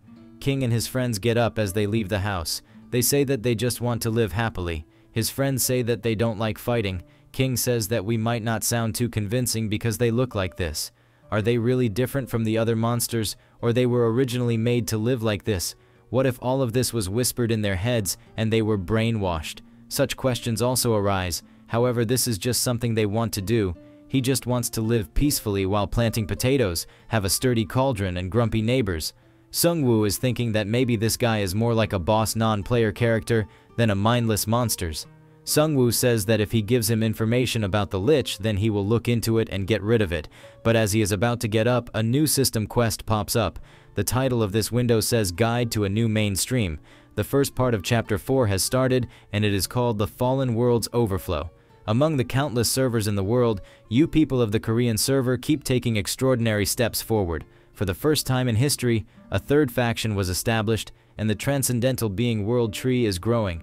The originally planned Chapter 4 was going to deal with two absolute factions, the angel and the devil ones. Alas, the strength of the two factions is quite weak in the Korean server, so the appearance of a new content mainstream is inevitable. Prove in this never-ending hell that success was never the work of one single person within the Korean server, a place where exceptions are continuously showing up. Another important caution message pops up. Number 1. The monster army from the fallen North Korean server is starting to move south in large herds. Their goal is to suck out the vital force from the world tree, which is growing somewhere in the Korean server. Number 2. The event will continue until the monster king of the North Korean server dies, or until the world tree of the Korean server is destroyed. King can't see it, so he says that maybe something big just happened. Sung-woo asks King that he previously said that he wanted to protect his home, which is this entire land. King says, is it not obvious, and Sung-woo says that he still can't acknowledge him as his neighbor. Sung-woo asks him to prove himself. If he wants to act as a homeowner, then he needs to help them protect the Korean server. King laughs with excitement. He then throws away the potato he was eating, telling other to not eat them since they are half-boiled, and he asks about who cooked them. King gets up as he asks them to follow him. He will first guide them to the one who has detailed information about the lich. They follow the king into the mountains for a while. They suddenly come to a stop, and King says that it was somewhere around here, while Hanho asks him if he is sure he knows the way. This ticks off the king, and he says that they will get there soon. Sung-woo asks him if he is a person from the North Korean server who knows about the lich, and King says that he is right, and about 7 days ago, he saved that wandering guy from some ogre brothers. It looks like he temporarily belonged to an organization that serves the lich. After some time they reach a house and King asks the owner to come out. The grandpa comes out, but he is quite furious at the monster bastard, and he asks them about why they came here this time. King reminds him that he is the owner of this land, and he asks him if he knows who protected him all this time. A little kid comes out who is quite happy after meeting the monster uncle, and her big sister asks King about where the other tiger uncles are. Sung-woo says that a monster who mingles with little kids is a rare sight. This family even knows Ji Soo-yoon, and Hanho remembers that they are the same family who helped Ji Soo-yoon in the past. King asks the old man about Mr. Lee. The grandpa kept calling him a communist, and maybe he might have hanged Mr. Lee somewhere in these mountains. At the same time, Mr. Lee arrives there telling them that he was working in the backyard, so he didn't know they were here. A notification pops up telling players that excessive dialect has been auto-filtered. King introduces Mr. Lee as the informant who came down from the north. He was once a mean fellow who used to serve the Lich, but he has now come to his senses, so the king kindly asks Sungwoo to not turn him into a skeleton. All of them go inside for a detailed talk. Mr. Lee informs them that the situation in the North Korean server was not stable from the start. Even if it was not for the Lich, it was bound to fall at some point due to its environment. When the cards first appeared before their eyes, even the adults were told to never touch them. The government went so far to issue a restriction order saying to not do it. Sungwoo says that if no one picked a card, then that means only one thing. Mr. Lee says that he is correct, and the North Korean server is a place where there are more beast men than human players.